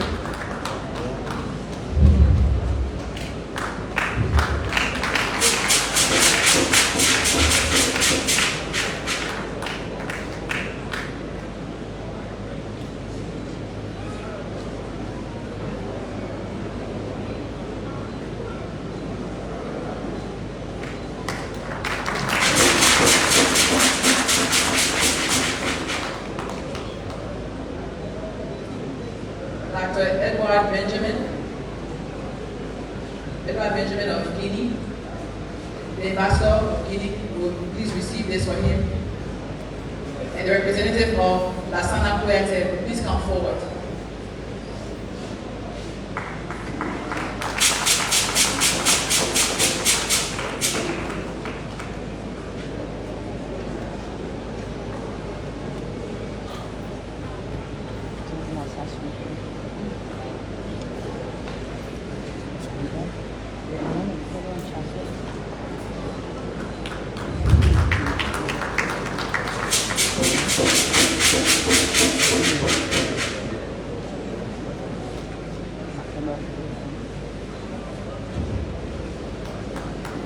Last but not the least, Dr. Mohammed Ibn Chambers.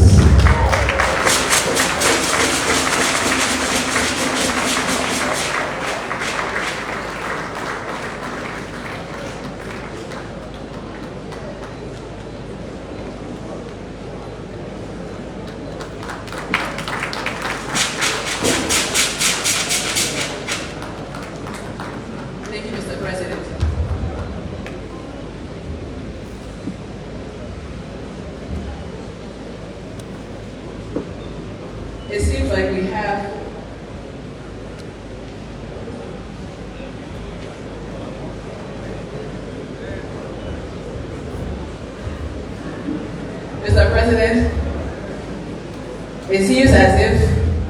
saved the best for last, since the last is the chair of the Authority of Heads of State and Government of ECOWAS.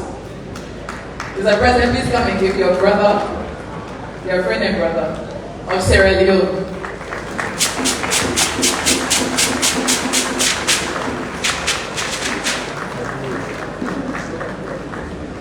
Please allow me to say while he's coming up that not only is he president of Sierra Leone, he served here with the troops. He was here on the ground, across his reach was his police station. I just stepped at the White House at one time to get the security. Not only did his country serve, he himself served Liberia as a military official.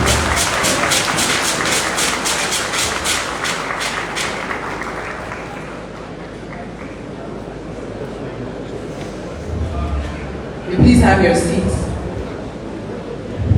Mr. President, please allow me to stand on the existing protocols to recognize guests with us today.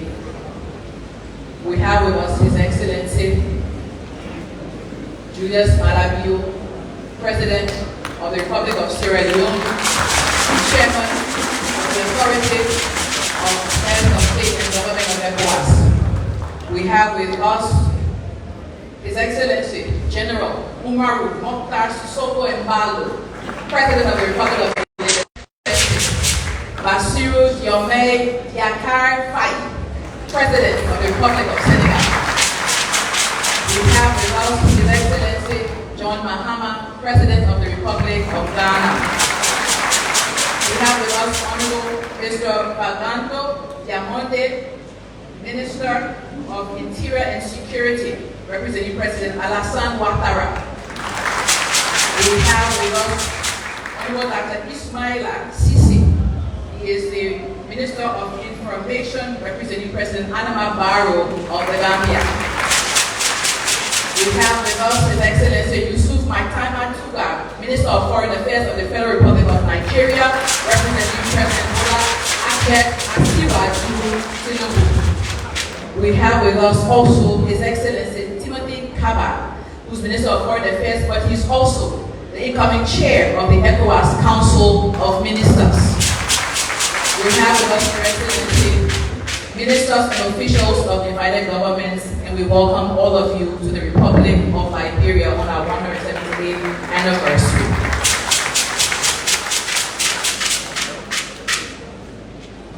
At this time, Your Excellency, we will now call on His Excellency President Julius Malabio, Chairman of the ECOWAS Authority of Heads of State and Government, for the response to the resolution.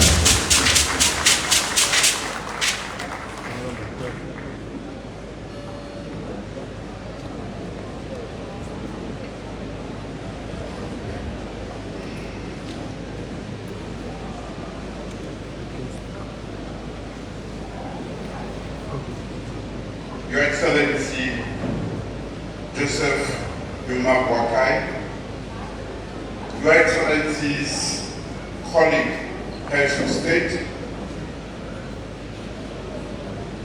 ambassadors and consular officers and the diplomatic corps, honorable ministers of government, please permit me to stand on the protocols already established here. I bring you very warm greetings from the people of Sierra Leone, your neighbors.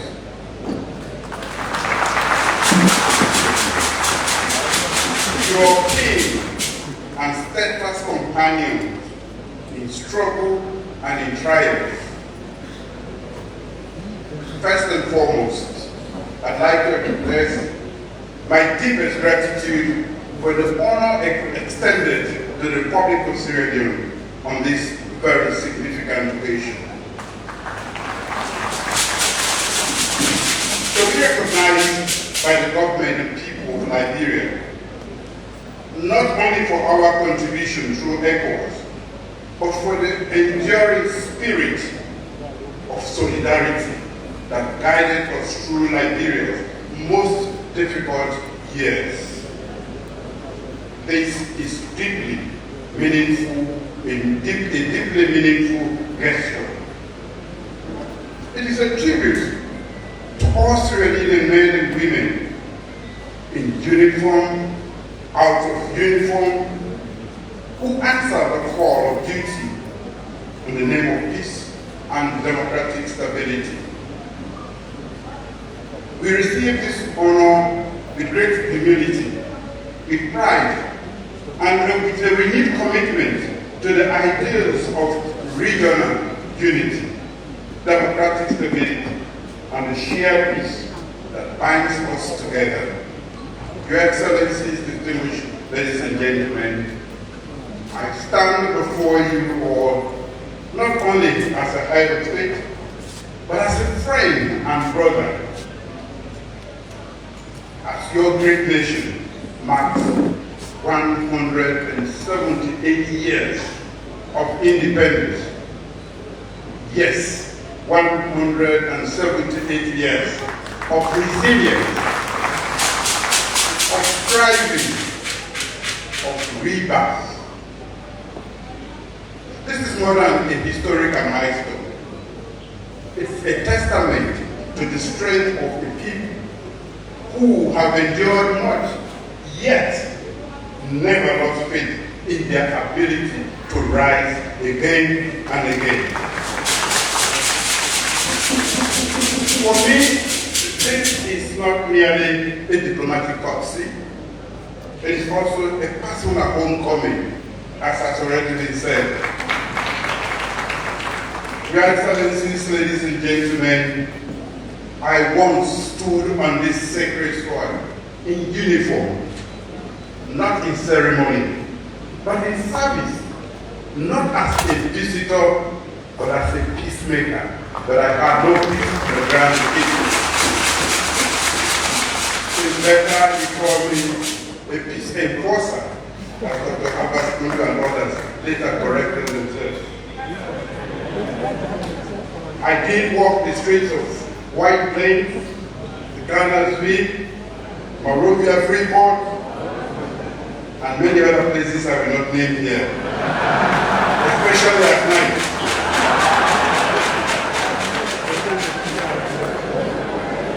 This was as part of the ECOMOR contingent, and these were profoundly difficult moments. I looked into the eyes of people burdened by war, yet still searching for hope. Liberians. I remember those days with sudden clarity, when the war and the air was heavy and the nights were uncertain. I could sense endurance of a nation. Even in despair, ladies and gentlemen, Liberia carried with her a quiet dignity and a deep yearning to be bold again. Each time I return to Liberia, I see a people who refuse to be broken. A nation that has turned its scars into symbols of strength. My journey into Monrovia today was by road.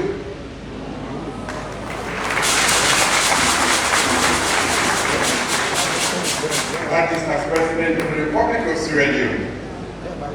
And for me, that is more than a matter of protocol. It was an emotional reminder of an earlier journey I made to this very country when I was a young officer in my late 20s. One I made as an officer of the Armed Forces of the Republic of Sierra Leone. Then, I did not have a route or mate. Dr. Abbas and others sent us by sea. And we were greeted by bullets. And welcomed by bullets. I did not have the flag of state, but I had a solemn duty of peace in this country. I must say the roads were different, the times uncertain, but the mission to help restore hope and dignity was one I embraced with conviction. To return now in peace to Liberia is a deeply personal and humbling experience for me. It affirms how far we have come as a people, as individuals, as nations, as a region united by history, sacrifice, and shared aspirations. Your Excellencies, ladies and gentlemen, for those of us who have worn military uniforms to safeguard the sovereignty of our nation, and for those who have sent their sons and daughters to do the same, peace is never an abstract idea. Peace is a duty we must keep, a dream we must protect, a promise we must defend with everything that we have. And by the way, peace is not simply the absence of conflict, it is also the presence of dignity. It is what allows our children to go to school and learn, our traders to trade, our democracies to flourish, and our cultures to thrive. Peace and stability are the breath of our nations.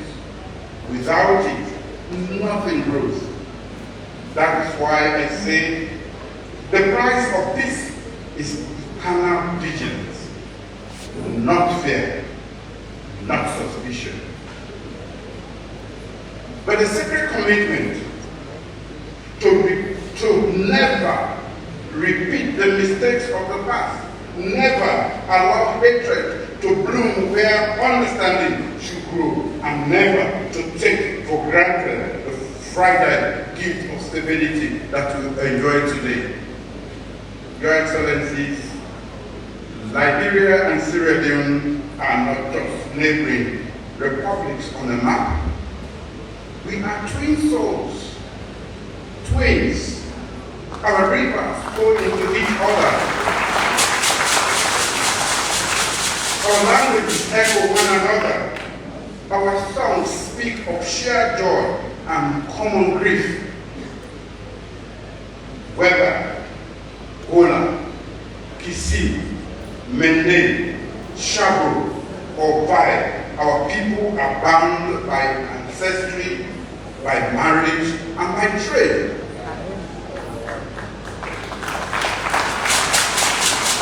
A song in one country is sung by heart in another. A proverb spoken in Pudong district finds echo in the mountains of Lupa County. When your land trembled under the weight of war, we felt the tremor. When we cried out in our agony, you mourned with us. This is not coincidence. This is kinship, and we must celebrate it.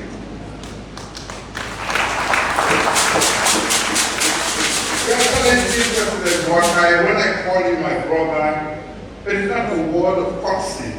It's a truth of blood and struggle. A recognition of the peace of Liberia strengthens the peace of Sierra Leone and vice versa. Acknowledging that the freedom of Sierra Leone reinforces the freedom of Liberia and vice versa. This is why the government of Sierra Leone sent peacekeepers during our time, or Liberia's time of need. Not out of charity, but out of duty. The African duty to care for one's neighbor as one's self. The duty to restore dignity where it is stolen, to protect life, to silence the guns, to offer a hand where harm had been done. As we say in our region, and I quote, when your neighbor's house is on fire, don't waste time fetching water. carry your own bucket immediately. End of quote. We understood this. We did not hesitate. Our soldiers came not to conquer, but to serve, to protect Liberians, yet, yes, but also to defend the belief that no African nation should walk alone through the valley of war again. No African nation should walk alone in the valley of war. Your Excellencies, ladies and gentlemen, today I speak with deep humility and pride on the sons and daughters of Sierra Leone who stood shoulder to shoulder with the brave armed forces of Liberia, with ECOWAS, and with international partners, and the slow, painful, but a necessary work for peace and stability. We honor their sacrifice. Some never came back home. Others returned, but totally changed by their experience there.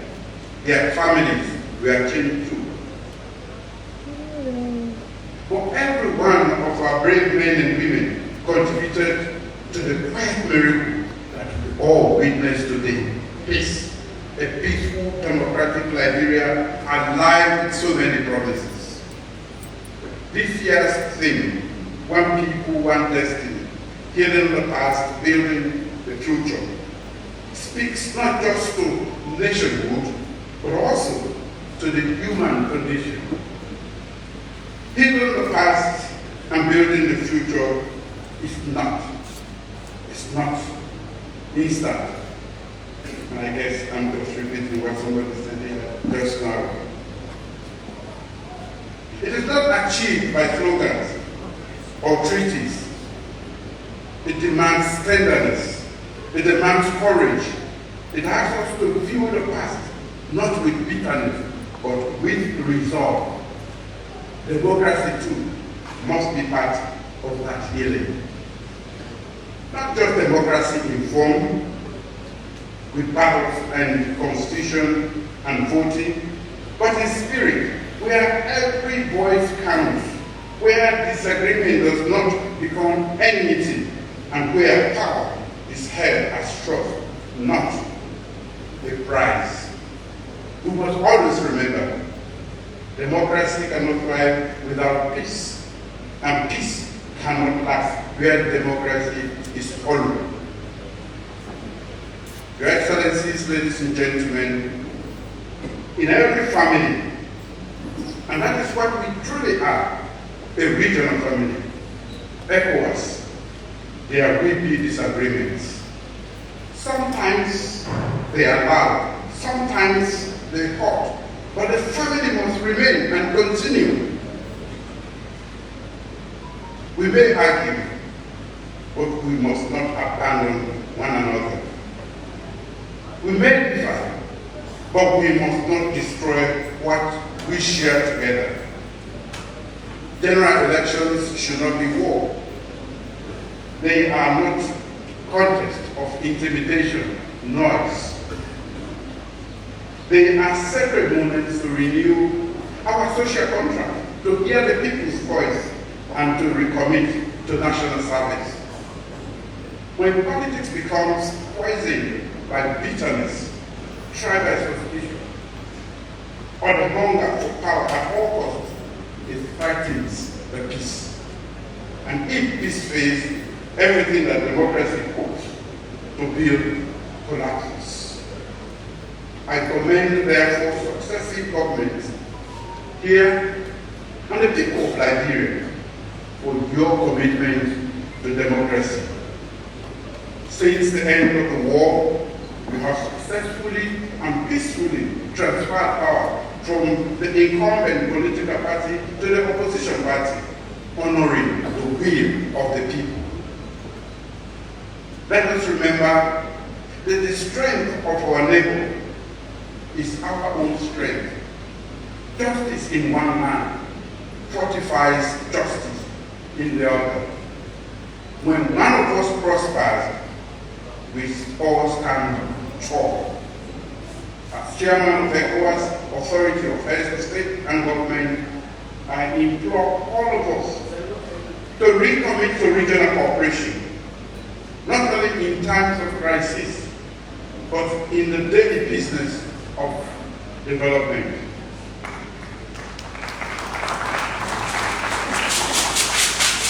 Our youth across the border in search of opportunity. Let us build strong systems that allow them to do so safely, legally, and with dignity. Let us align our goals in trade, in education, and security.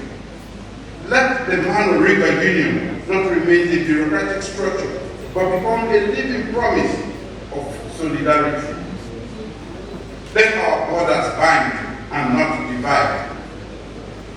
Let the farmer, the fisherman, students, traders, the mother, the soldier feel at home on the other side of the border.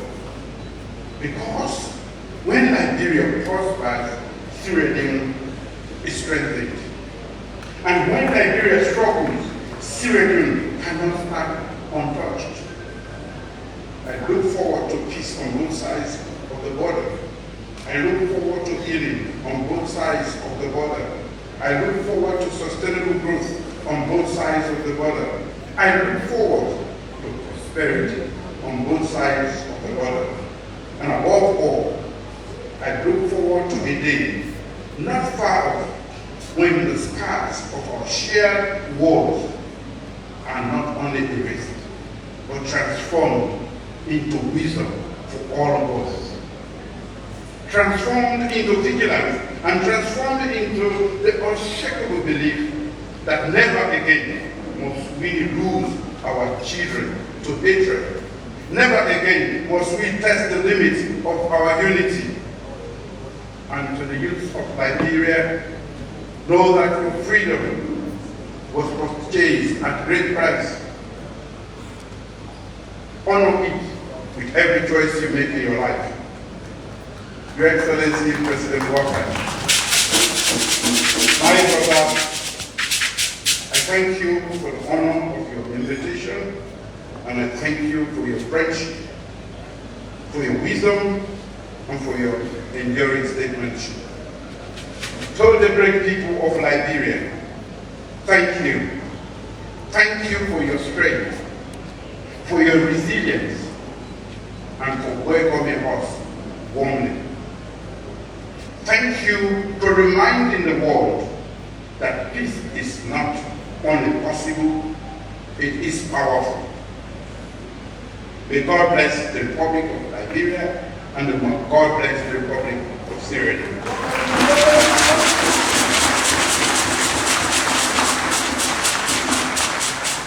As the Excellency steps forward, we'll now call on Honorable Jean-Claude Cassibro, who served ECOWAS as President of the ECOWAS Commission from 2018 to 2022, to receive an appreciation, because although he didn't serve during our conflict, ECOWAS is 50, he served ECOWAS.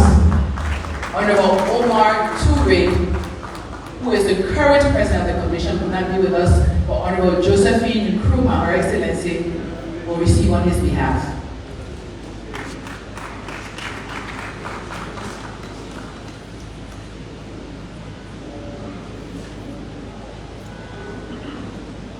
Omar Toure, our present President of the ECOWAS Commission, will not be with us today because his daughter is graduating, and Her Excellency will receive on his behalf.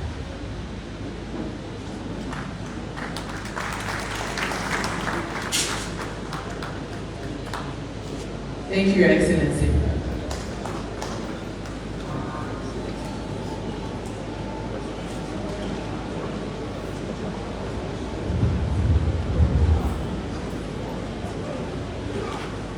Without much ado, Your Excellency President Boyka, please allow me to share with you congratulatory messages received for the auspicious occasion of our 178th Independence Anniversary. His Excellency General the Honorable Sam Horston, Governor General of the Commonwealth of Australia, His Excellency Lazarus McCarthy Chakwera, President of the Republic of Malawi.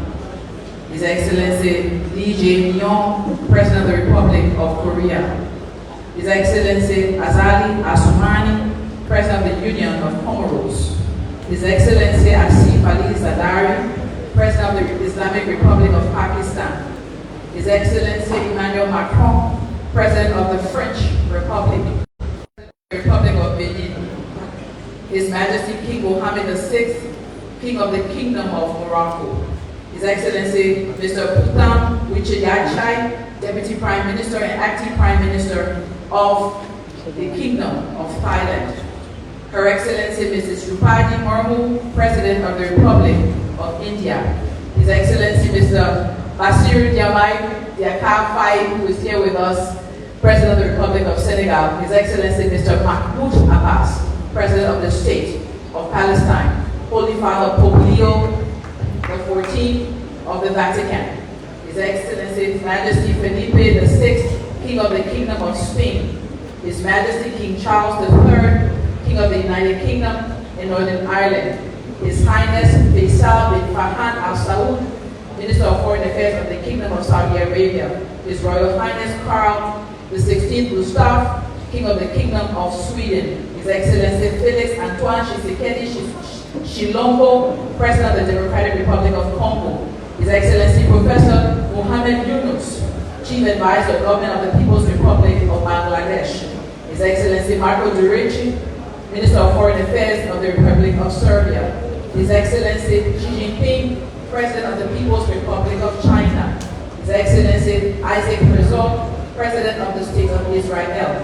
His Highness Sheikh Mohammed bin Zayed Al Nahyan, President of the United Arab Emirates. His Excellency Michael D. Higgins, President of Ireland. His Excellency Bryce Clotaire Oligui Nguema, President of the Gabonese Republic. His Excellency Paul Biya, President of the Republic of Cameroon. His Excellency Nadir Darbaoui, my Prime Minister of the People's Democratic Republic of Algeria. His Excellency Cyril Matamela Ramaphosa, President of the Republic of South Africa. The Honorable Donald J. Trump, President of the United States of America, and Ambassador Simeon Moriba, Secretary General of the Monrovia Union. Thank you.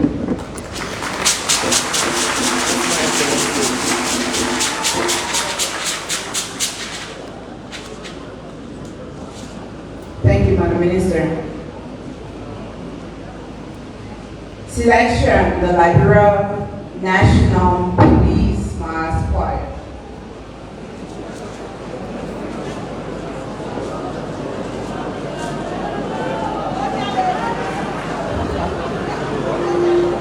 Police Mass Choir.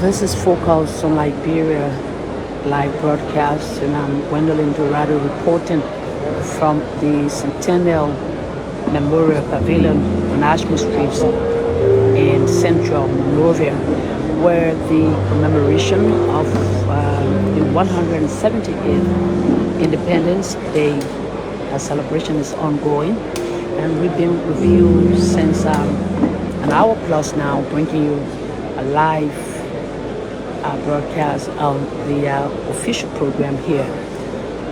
Keep tuned and let's have a great time together. Now, installation is being done by a group here.